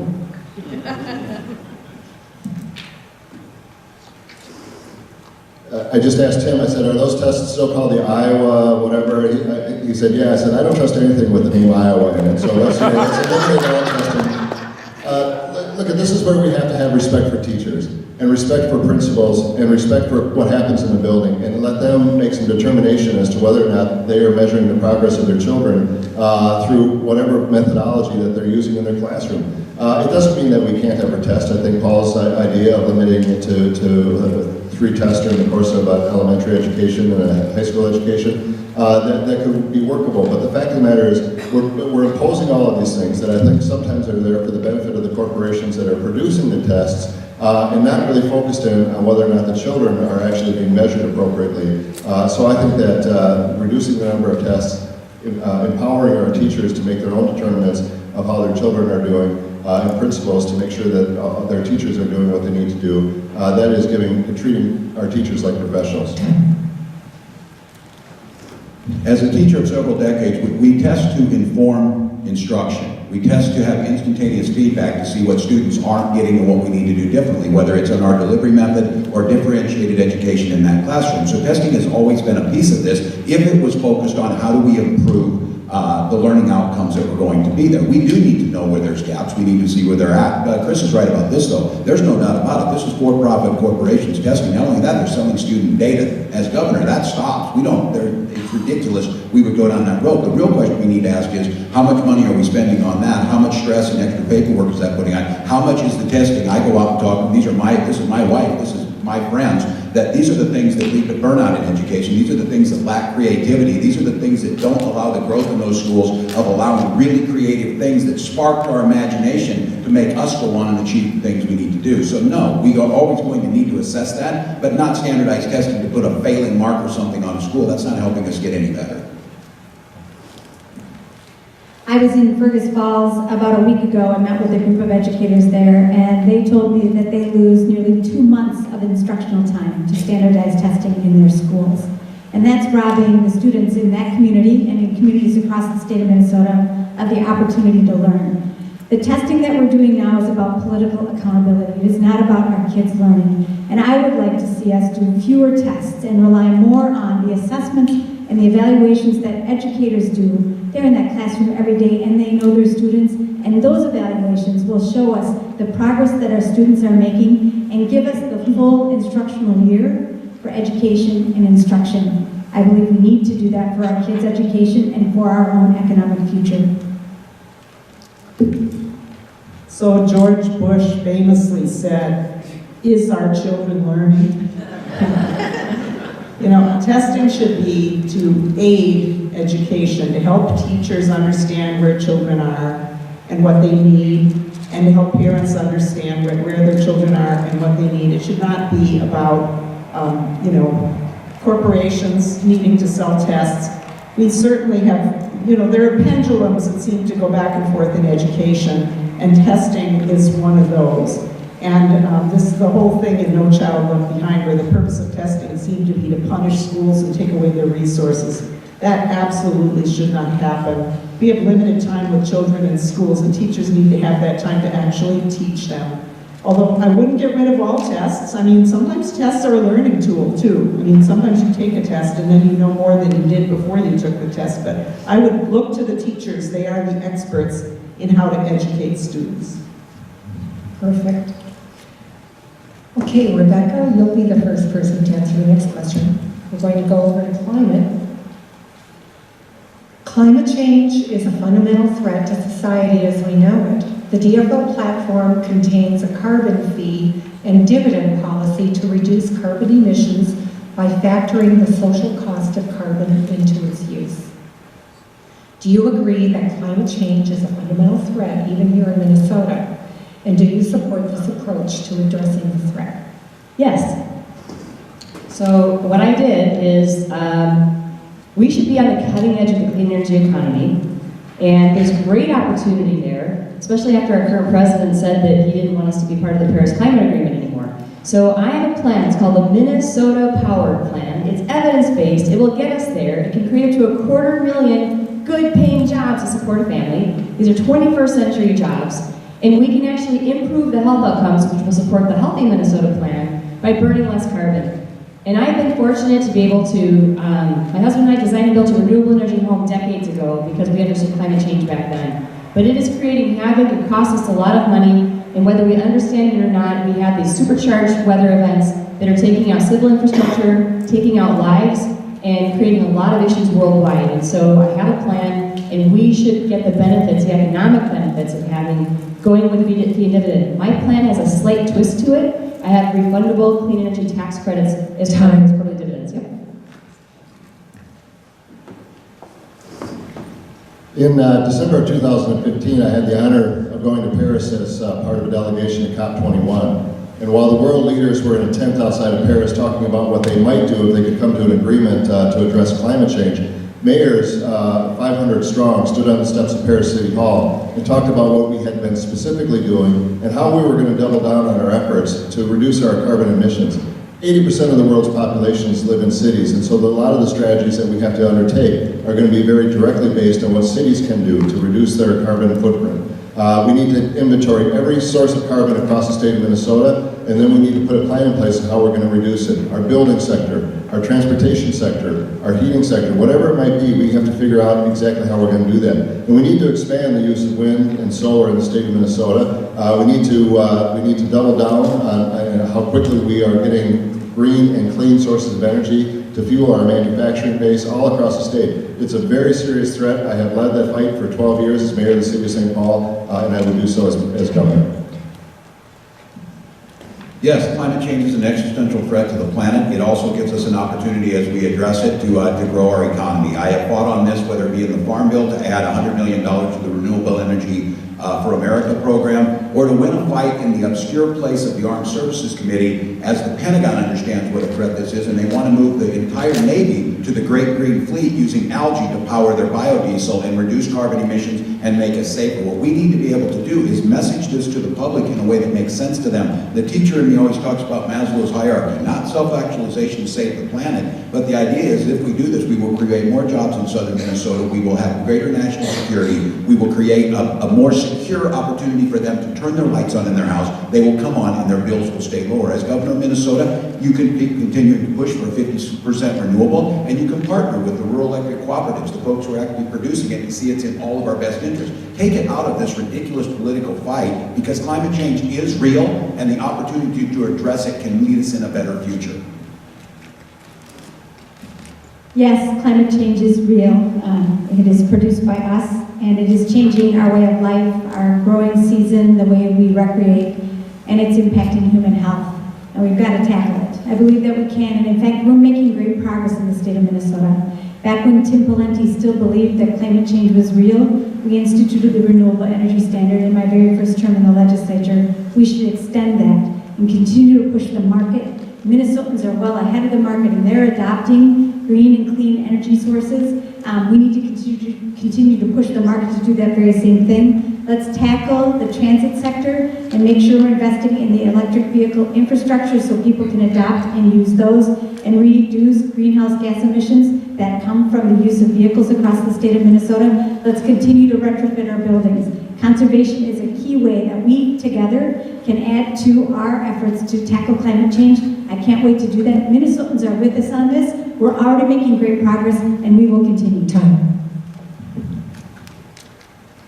Climate change is absolutely a threat. It's really an emergency. We've gotten to the place where when we talk about building pipelines, we talk about copper nickel sulfide mining, we have to remember the context of this. Climate change is an emergency. We should not be doing those things, not building new pipelines, not doing copper nickel sulfide mining, which also releases greenhouse gases. These things should be off the table for people that believe that climate change is an emergency. I would have somebody in my cabinet whose job it would be to focus on how we can move forward with this. I do support the carbon fee and dividend program as one approach. I'm not an expert. I think we should consider every approach we can, and I would offer Rebecca Otto the job of being my climate czar.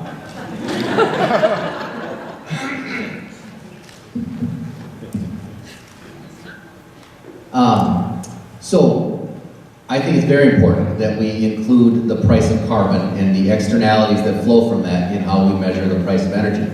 And one of the amazing things, kind of an untold story, is that when we passed the solar energy standard in 2013, that Melissa Hortman led on, and when I was speaker, we passed that, it actually includes the price of carbon, the externality value of carbon, in setting the price that utilities have to pay for solar.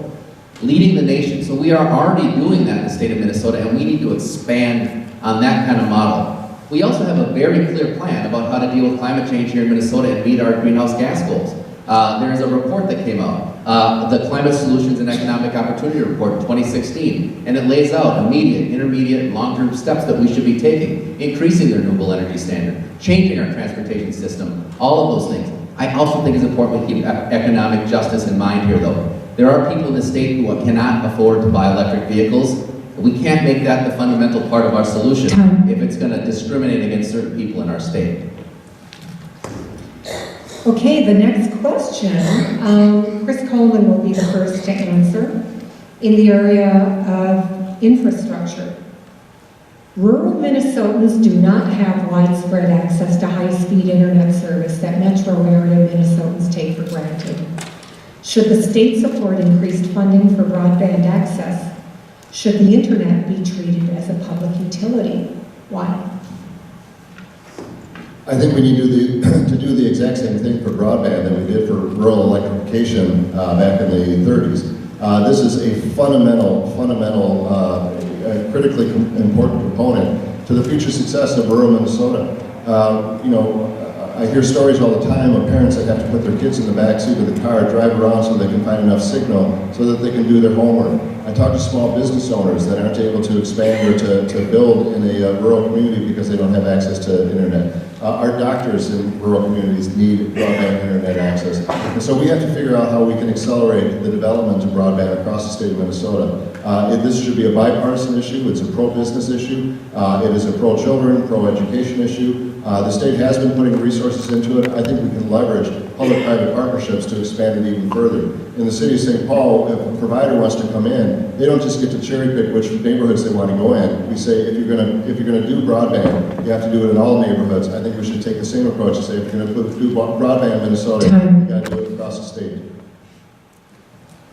Yes, I do think you need to look at it as an absolutely fundamental human right, what we have now in this idea of a public utility. We see in how we do it. That was the issue on net neutrality too, that these folks, of how they're viewing, they want to be tech companies rather than as the fundamental piece that we need to get. The state of Minnesota has moved forward. There's places like Renville that have done it. I think there are models out there in co-op models. The state has a responsibility to do this. Chris is exactly right. This is the exact same equivalent to rural electrification. There is a place for the private sector to build out, but they're never going to run that last mile because there's no profit in it. There's no economy of scale. That's where the state can make it up. But again, this is the case of making our argument to everyone in the state. It's in our best interest to do this because the economic growth that will be generated in those areas, the education of those students who will be our future workforce and leaders, will benefit from that. So it makes sense to invest in all parts of the state, but coming back to places that already have it that think, what's the big deal? I can turn on and have full internet access. Making the case that your neighbors don't, and that hurts you in the long run. So we can do this, the co-op model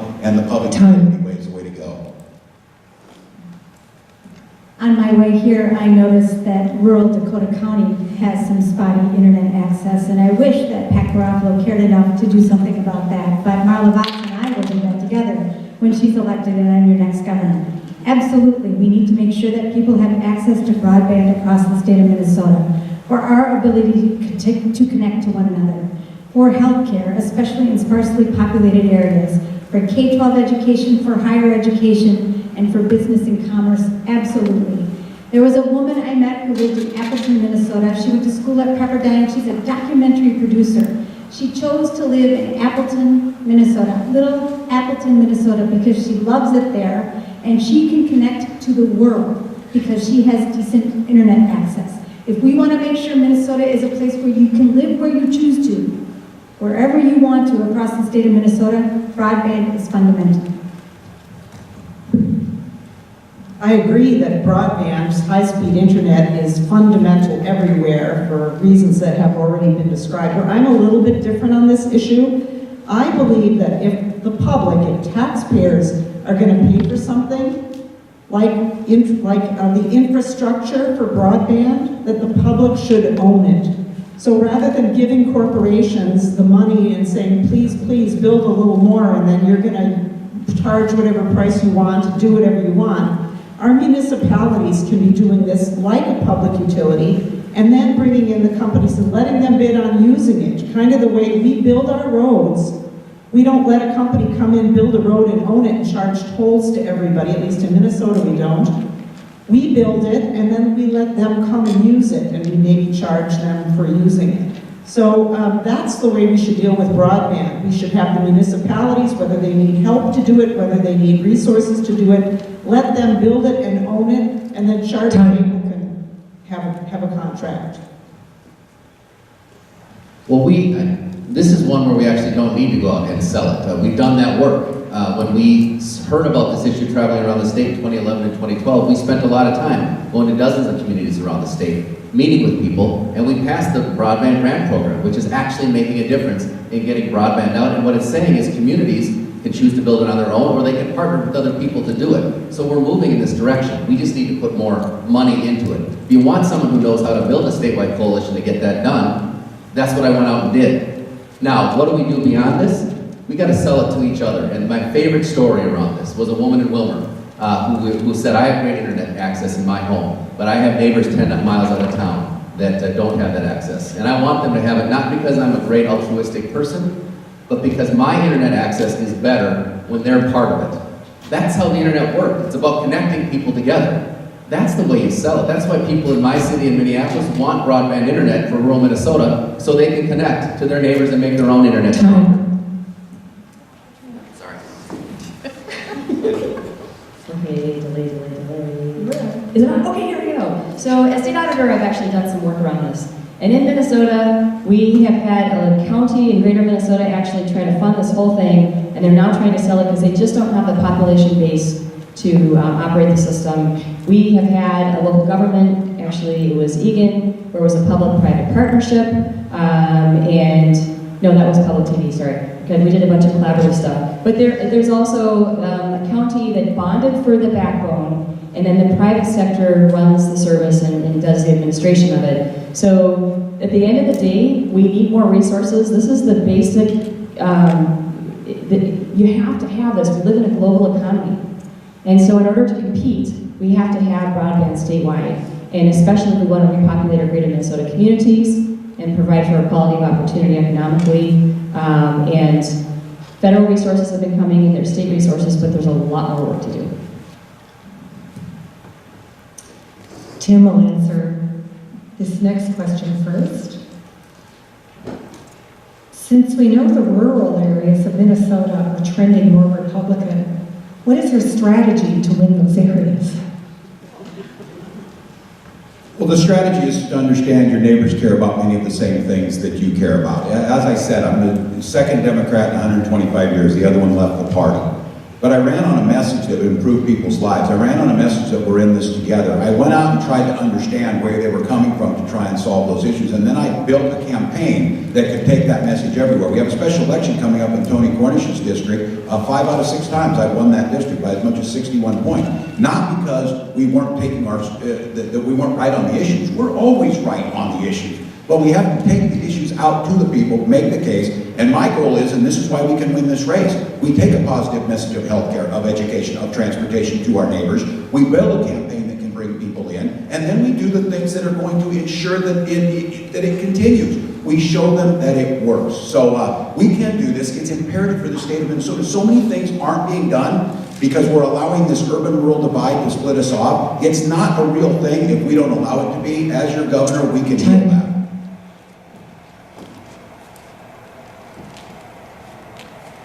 I think serving in the House of Representatives has been exceptionally instructional. And if you have been in one district in Minnesota, you've been in one district in Minnesota. And I have been in the districts all across the state of Minnesota. Minnesota is a beautiful mosaic.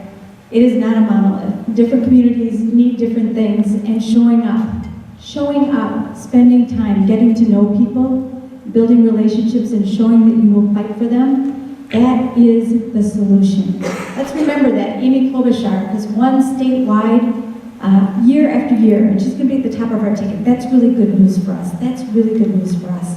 But if we want to win across the state of Minnesota, you can't just focus on the suburbs and the metro and Duluth. You got to campaign across the state of Minnesota, which is why I started as early as I did, to connect with people across the state of Minnesota and show them that you give a damn, and I do.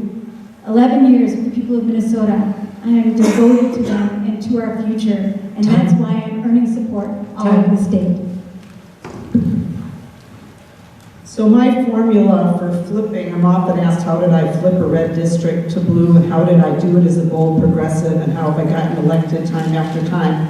I believe that the formula is this: we have to be who we say we are, and we have to let people know that we care about them. And I agree that every district is different, but also people within the districts are not all the same. And we can't act like people in rural Minnesota are all okay with letting farmers pollute the water, for example. People in the small towns need to drink that water, and they may not be too happy with what the farmers are dumping on the fields.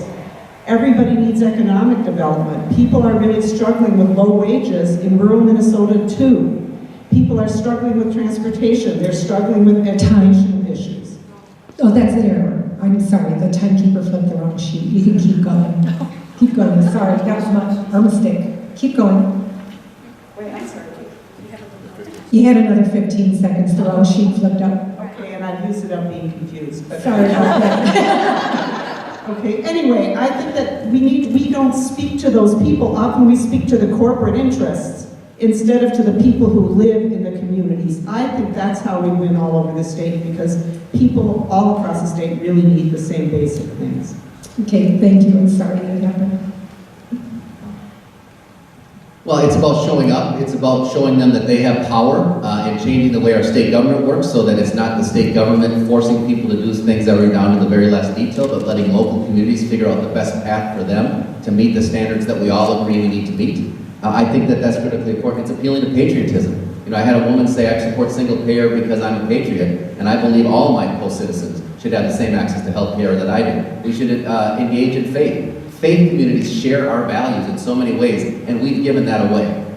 But it's also important that we don't run to win in greater Minnesota by leaving other communities behind. We shouldn't leave victims of gun violence behind in order to win in greater Minnesota. We shouldn't leave refugees and people seeking asylum in this country behind in order to win in greater Minnesota. And one of the candidates on that stage has run and won campaigns in rural Minnesota by doing just that. I think that is the wrong direction for us to go, and we need to change it. If we win that way, in some ways it's not worth winning. So I'll be, if I'm lucky enough to be the governor of the state of Minnesota, I will be an evidence-based governor, and I have the evidence to show that I have won statewide 3 times. I am the first woman DFLer to ever win state auditor. I'm the only Democrat to ever get re-elected to the office of state auditor. And when I ran, I knocked out an incumbent by the largest margin in 112 years. It wasn't Anderson, I'm an Otto, and yes, it can be done. And also, when Governor Pawlenty ran, the first time I got that, I won by that large margin, we did not win the governor's seat. I'm not a coattail race. We actually, I won more rural counties than Pawlenty. And when Governor Dayton has run both times, I win more rural counties than Governor Dayton. It's because I work with these local officials around the state. I know the fire chiefs, the volunteer firefighters, the town supervisors. I've been working with them. They know me, they respect me. And my margin of victory exceeded Dayton's in 2014 by 6 points. I exceeded Congressman Nolan's on the Iron Range by double digits. And I've been an executive at the state level. And when I had a primary opponent and was outspent 4-1, I beat him. There are some fundamental issues that divide us. There are voters out there that are not going to vote for me because I stand for common sense gun laws. There are voters out there that are not going to vote for me because I stand for reproductive freedom for women. There are voters out there that are not going to vote for me because I stand on behalf of our immigrant community, because I understand that Minnesota has always been based on immigrants coming to this state and to this nation. But the fact of the matter is, we win when we look voters in the eye, we tell them what we stand for, we tell them what we're going to fight for, and then we go out and do it.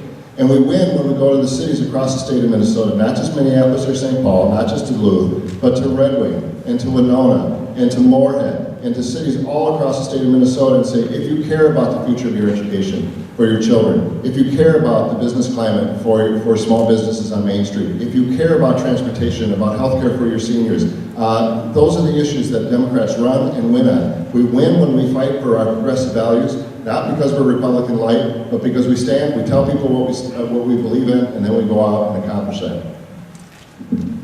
Okay, the next question, Aaron Murphy will answer first. How do we ensure election integrity and stop voter suppression efforts of the Republicans? Well, I want to start by saying that I think Steve Simon is doing a fantastic job here in the state of Minnesota. And there isn't evidence of voter suppression or voter fraud here in the state of Minnesota. Minnesota does a great job. We've got good voter turnout. Unfortunately, every one of the Republicans running for this office is for voter ID. And that is voter suppression. The tools of our democracy across this country are under attack, and that includes access to the ballot box. And we can't forego those tools. Those are ours. Those are our tools to build our bright future. And if we want to take on the toughest issues that we face, whether it's gun violence prevention or racial disparities, we have to make sure that Minnesotans have access to that ballot box so that they can elect the people who they believe with them will build a future for us. We must protect the integrity of the vote here in the state of Minnesota, and you know damn well I will do that with you. So the question really, I think, was how do we stop voters, how do we ensure election integrity and stop voter suppression efforts of the Republicans? The answer to the second part is we can't stop them from trying. They're going to keep trying because they believe that they should be able to choose their voters instead of their voters choosing them. So one of the things we need to do, I think, is move toward having a redistricting commission, a nonpartisan redistricting commission, so that we remove the chance that they might be able to gerrymander Minnesota the way that has happened in so many states. That is a very real danger. I also agree that Steve Simon's done an excellent job. We need to always be wary that the very different things that are proposed are going to actually reduce the vote. I think we should allow felons to vote after they get out of prison. That's a very important thing. We should be restoring the vote, always pushing for more people to vote, not fewer. Time. Well, this is a fundamental part of the war that we're fighting and engaged in right now. The same war that has led us to, electing Donald Trump to Republican Congress that value tax cuts over children's health care. And this is where the battleground really is. I agree with Tina, we need a redistricting commission. We should restore felon voting. We should have automatic registration when you turn 18. We should restore civics education back into our schools so people actually learn the importance and how government operates.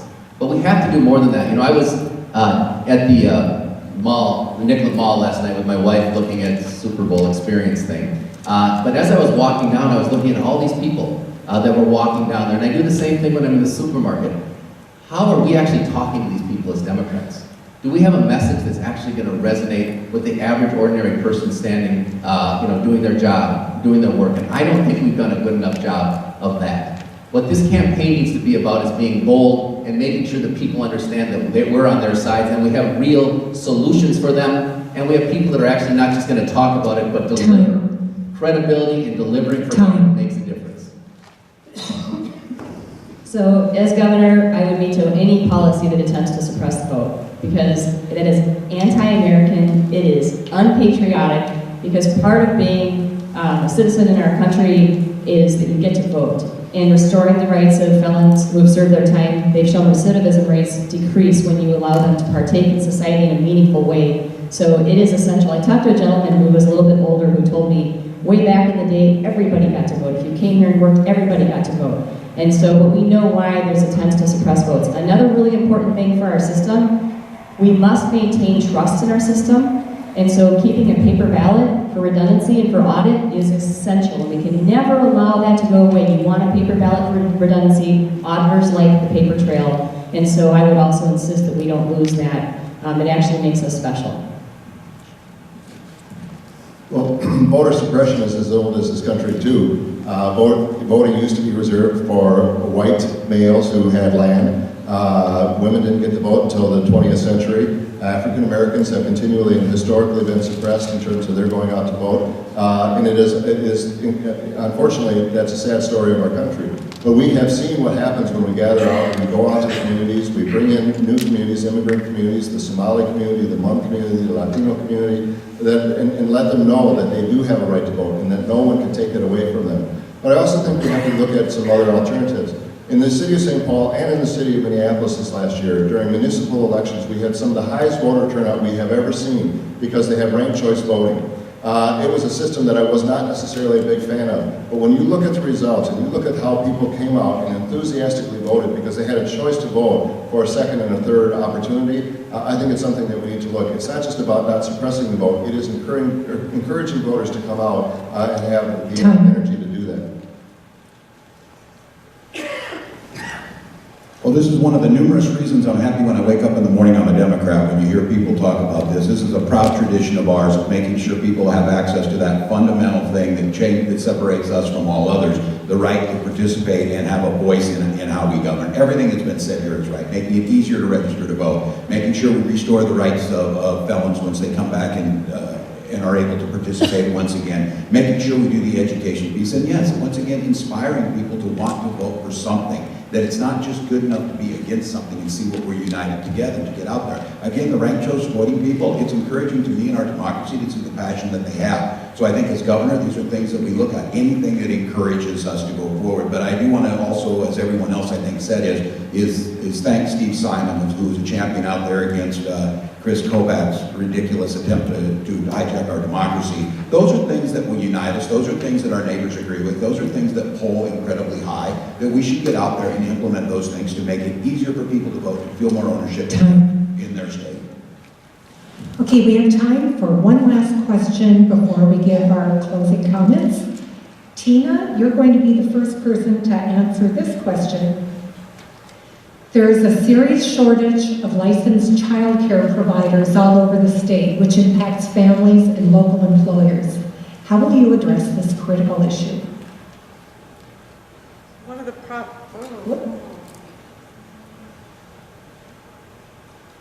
problems with childcare, and this is a huge issue, anybody who's a parent in this room knows that if your child is not in a safe place and you don't have confidence in who's taking care of them, it's really hard to work.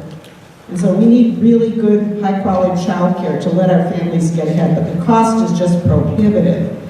Part of the problem is that wages are so low. I mean, there are many pieces to this, and I can't discuss them all in 1 minute. But we have to raise wages because people cannot afford to get childcare. That is part of the bucket of things that's part of how they decide what a living wage is. And you cannot really have a basic standard of living in the metro area without about $19 an hour. So ordinary families are really struggling. We need to expand our child care assistance program. That's one thing, but there are a lot of other pieces of this as well. This is an issue I hear about from parents, but more importantly from businesses all across the state. It's a huge economic development issue for us. It's pretty straightforward what we do. We need to put about $250 million more into our child care system to bring up rates, to pay workers more, and to allow those businesses to survive. We need to reduce some of the regulations that are imposed on them and some of the training requirements, and we need to provide startup funds for local communities to kind of start systems when there's not one existing in their community. But I just want to talk about one other thing here. One of the things I'm a little disappointed about today is we did have one question about racial disparities, which is the crisis that we're facing in this state. We're the second most unequal state in the country. If there's one legacy we could leave over the next 10 years, all of us together, it would be to make sure that we move from the second most unequal state in the country to the most equal state in the country, and we're not going to get there until we start talking about it. So I hope when we have these further discussions through the course of this campaign, that is one of the central issues we're talking about in every discussion that we have.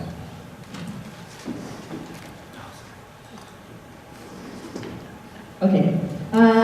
First of all, there is a huge shortage, and there's been a lot of good comments up here today. Let's just focus on the College of Education and Human Development. This just highlights what's going on right now. So they've had a child care program that there's been a waiting list for. They've had it for 45 years, University of Minnesota, and they announced recently they're going to close it. And Catherine Pearson has a child in that program, and you may know who she is. She speaks on TPT Almanac quite often. And it just goes to show there's a great demand for these programs, I think that's going backwards. We shouldn't be closing programs like that in places like the University of Minnesota. We should be expanding. So we have a shortage of licensed daycare providers. Let's try to provide the space around the state, in the Minnesota state system, in those buildings, our K-12 buildings, University of Minnesota, and then figure out what else it is we need to do. Also, we know for affordability, which wasn't really asked about, there's subsidies and tax credits which we need to make sure that we shore up. But at the end of the day, we need to solve the problem community by community. You know, we always say that our taking care of our children is the most important thing that we do, and then we don't put the resources in to actually suggest that that is our belief system. We pay our child care workers at minimum wage with no benefits, long hours, and very difficult working conditions. So we have to professionalize it. We have to make sure that we expand tax credits for parents. We have to provide all of those things. So I think Paul did a very good job of outlining the opportunities that we have here. But the fact of the matter is, if we do believe that child care, if we do believe that the future generations are our most important thing that we can do in the state, then we need to actually start treating it like a profession, start paying people what they're worth, and expanding opportunities to do those things. Can I just add also, I agree with Paul on this issue of racial disparities. Paul's been a champion on that. I would encourage anyone to look at what we've done in the city of St. Paul for the last 12 years to really try to create an equitable and just society for everyone that lives and works and comes to the city of St. Paul. Well, once again, colleagues are right. This is a huge issue out in rural Minnesota. It's an economic issue that touches all of us. The things we can do is fully fund CCAP, making sure that we're partnering with employers to make sure we have on-site child care, quality child care. The idea of going down and having lunch with your kids at noon, anybody who's ever done that, it's very high. But it's about building the coalitions to get this done. My ticket looks different because I have a running mate, Peggy Flanagan, state representative, who was the leader of the Children's Defense Fund in Minneapolis, or in Minnesota, and focused on these issues. And on the racial disparity piece, this is true. It's different on how we do it. It's cultural competency. Peggy is an Ojibwe woman from the White Earth Nation, and that brings us diversity to how we build coalitions to solve an issue that touches every family. But it is not the same in every place. It's not the same of how we get there. But asking those folks who are culturally competent to deliver that care in a manner that impacts those children has far-reaching, and the research shows it, far-reaching positive implications, and that's what we can do in Minnesota. I was at the home of a couple last night named Amanda and Charlie. And Charlie is a teacher in Minneapolis, and he's leaving work at the end of next week to be home to take care of their infant because they can't really afford childcare. His salary doesn't equal it. So he's leaving the workforce. He's only leave the workforce for a year. And this is a story for working people, for families across the state of Minnesota. And it is true that we have to pump more money in to increase rates. We can't just raise the wage. That won't solve this problem. But across the state, communities are stepping up. I was just in New York Mills just last week at a roundtable talking about how they are working to solve their child care crisis in that community. At the table, the mayor, city councilors, the county board, people from Head Start, the Economic Development Authority, and the head of the largest employer. And they believe when they have solved their problem, and they're 2 years into finding a solution, they need a little startup money from the state. If they do, they will not only attract and hold their workforce at their largest employer, but they believe people will come to New York Mills to live and work. We're done with the question portion. Let's give a big round of applause for everybody today. For the efforts to be here, the wonderful attention to the answers, and I'm really thankful for the depth of your answers today. You've given us a lot of respect. Now we're going to wrap up with 2-minute closing comments, and we're back in sequence with the first person, and that would be Paul Thiessen. 2 minutes. Well, there we go. Thank you so much for spending time with us today, and hopefully you learned a little bit and helped make your decisions. February 6th is the date everybody needs to remember. It's caucus night. The thing that I want to leave with you is I really do think, and it came up on that election integrity question a little bit, we are at war in this country. There is a war going on by a small and concentrated group of people that have all the economic and political power, and they want to hold on to that with everything they can. And you see that in the campaigns that are run, and you see that in the policies that are adopted. Again, this point when the Senate passed their tax bill, giving billions of dollars of tax cuts to folks when they were cutting children's health care and said they couldn't afford to pay for children's health care. That's what this war is about. That's what's at stake here. And if we don't go after this, and all these concentrations of power, not just huge corporations, but the power of the police in our communities that we need to kind of break down a little bit. The power of these super PACs that are spending so much money in our communities. We need to empower people once again to fight back, to have the power in their own communities. And that's what I want to do with you. And how do we do that? How do we beat back the cynicism? We have good, bold ideas, but we just don't talk about them. We actually deliver. And that's the thing that I can bring to this campaign that's different than the rest of the folks up on the stage here. In state government, I have been in the trenches fighting against bad Republican ideas to strip our environmental protections, to pass bad tax cuts, to hurt the most vulnerable, to strip away human and civil rights. And I have led a coalition, a statewide coalition of diverse people to pass the most progressive agenda that we've seen in a couple of generations. All-day kindergarten, early childhood, marriage equality, raise the minimum wage, the Women's Economic Security Act. We need a leader in the governor's office who actually knows how to get it done. That's what I offer you, because we will not win this war unless we start delivering for the people that we care about. We can talk all we want, we can give great pep talks, but until we actually deliver, it's not worth anything. So I'm Rebecca Otto, running for governor, would really appreciate your support. When I launched my listening tour in last January 2017, I asked my fellow Minnesotans, what are your hopes and dreams for our future? What are your concerns and struggles? And I worked to capture that statewide, and I created this Renew Minnesota agenda, because we need to make sure we have the workforce in the 21st century, and we can provide 2 years tuition free, we can invest in our young people, that we have the 21st century jobs, we're on the cutting edge of the clean energy economy with my Minnesota Power Plan, that we get to universal health care. And we will not only unleash the innovators, people can leave their jobs and go to something they've always dreamed of doing because they no longer have to fear losing their health care or going bankrupt, but we will also attract the innovators. And so for me, it's making sure we have a strong economy, because then we can invest in those things that we hold dear. Now, 2018, as we all know, is extraordinarily important. And we need a strong candidate at the top of the ticket for governor. And I'm the only one that's been tested and vetted statewide 3 times. People have voted for me over and over. And when I was outspent in a primary in 2014, and they outspent us 4-1, we beat them 4-1. So I know how to win primaries too, and it sounds like we're guaranteed one, unfortunately. And so also tell people what we believe. That's exactly what I'm doing. I have put out this agenda. It's evidence-based, it's real. It's on my website, RebeccaOtto.com. I hope you take a look at it. We have 2 more pieces coming. So I'm not hiding anything. I'm not telling one group one thing and one group another thing. I'm being transparent, and frankly, the agenda is going over really, really well with every generation and regardless of geography, because at the end of the day, the same things keep us up at night. Keeping a roof over our head, food on our table, clothes on our back, and healthcare security. I'm Rebecca Otto, and I would really appreciate your support on February 6th. And by the way, both Dayton and Arne Carlson were state auditors, and they made very good governors.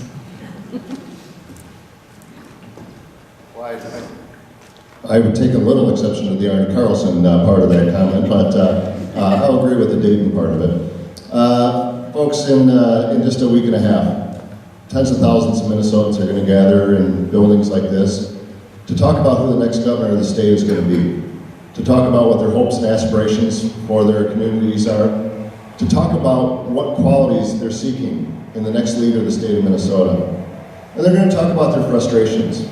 They're going to talk about their anger that the average CEO is making 300 times what the average worker is in this country. They're going to talk about their frustrations with the healthcare system. If they can get healthcare, it's so expensive they can hardly afford it. They're angry because they're working harder and harder and falling further and further behind. And they're going to talk about resistance. Resistance to a president right now who has no business occupying the Oval Office that Barack Obama occupied. They're going to talk about the Republican tax bill that was passed in Congress that gave more tax breaks to millionaires and billionaires. And they're going to talk about their frustrations. And they're going to talk about resistance. But it's not enough to resist.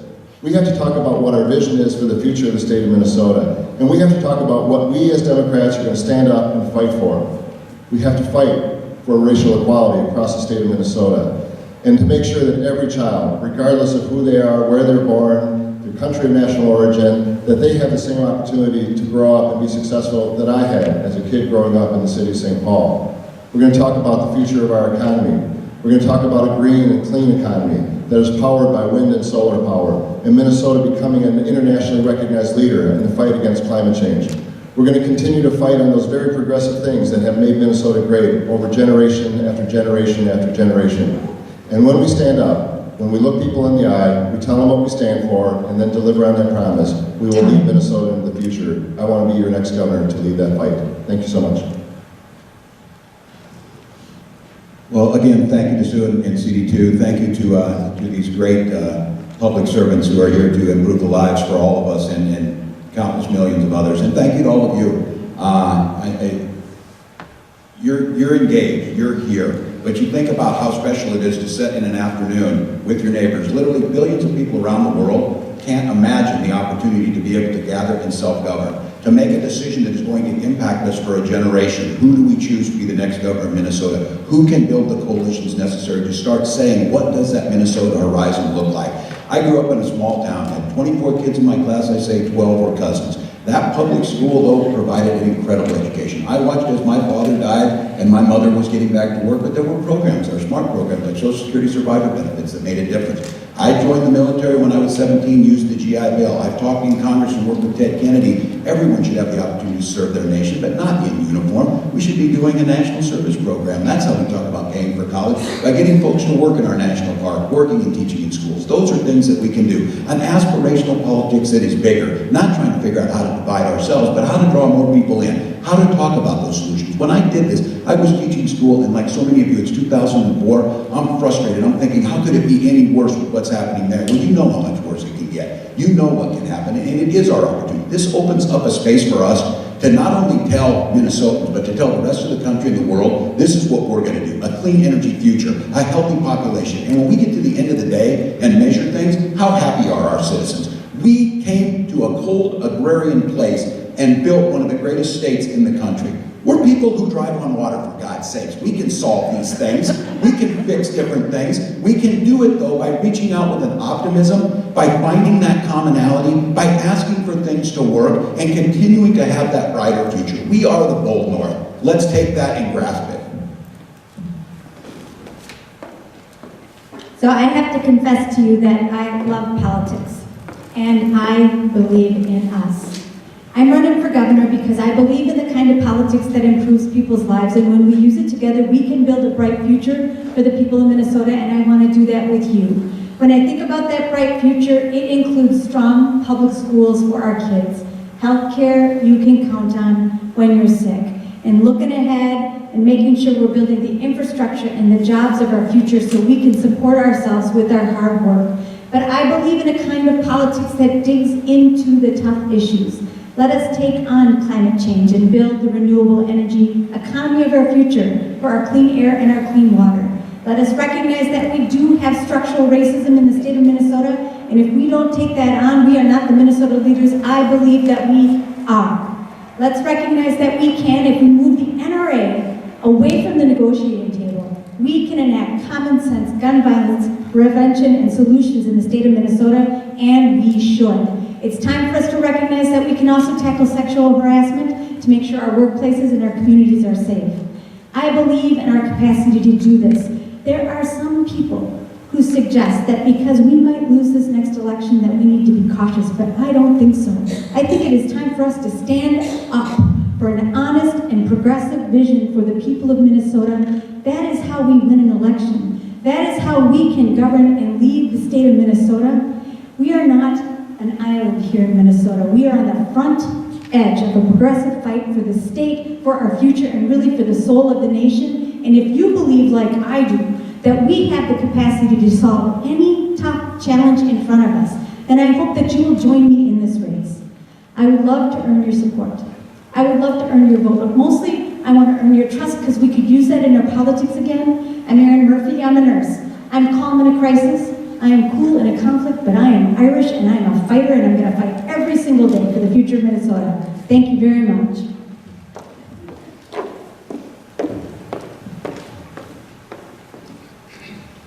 So fun to get to go last. I'm Tina Liebling. I got into this race for 2 reasons. Unlike everybody up here, I'm not somebody who thought I was going to run for governor at some point in the future. I got in for a couple of reasons. 2016 happened, and like many of you, I had to get out and fight for the Minnesota that I want, and for the nation that I believe we should have, in spite of what happened in Washington, D.C. And I believe that the way we win is to be very clear with Minnesotans that we are for them. We have to recognize what's going on in our economy and what continues to go on, the concentration of wealth and power. That is the overarching story, and we have to let people know that we are going to go with them, that we're going to not listen to the legions of lobbyists that come to the Capitol wanting the tax breaks and all the benefits for the big shots and the insiders. We have to be with the ordinary people of Minnesota, and I believe that if we are with them, they will be with us, and that is how we win. But just as important, when we're in the governor's office, somebody used the term bold here. I consider myself a bold progressive. And when I say bold, I mean that I can't be bullied or intimidated, because we've seen Governor Dayton, who's a really good guy, who has a lot of really good ideas, really get pushed over in some of the things that happened just in this last legislative session. This is a really tough thing, being governor, and you have to be able and willing to stand up and have a backbone.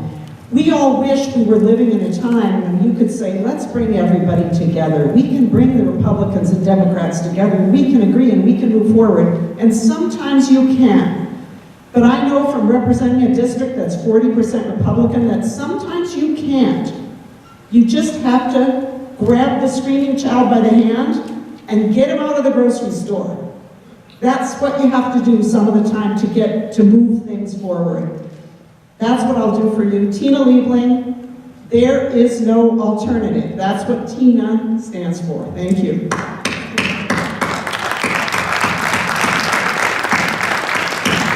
Let's thank the candidates. Paul Gleason, Rebecca Otto, Chris Coleman, Tim Wallace, Aaron Murphy, Tina Liebling. I want to thank Jeff Strait, who's been our videographer today. You can watch this on the outtake. It will be posted.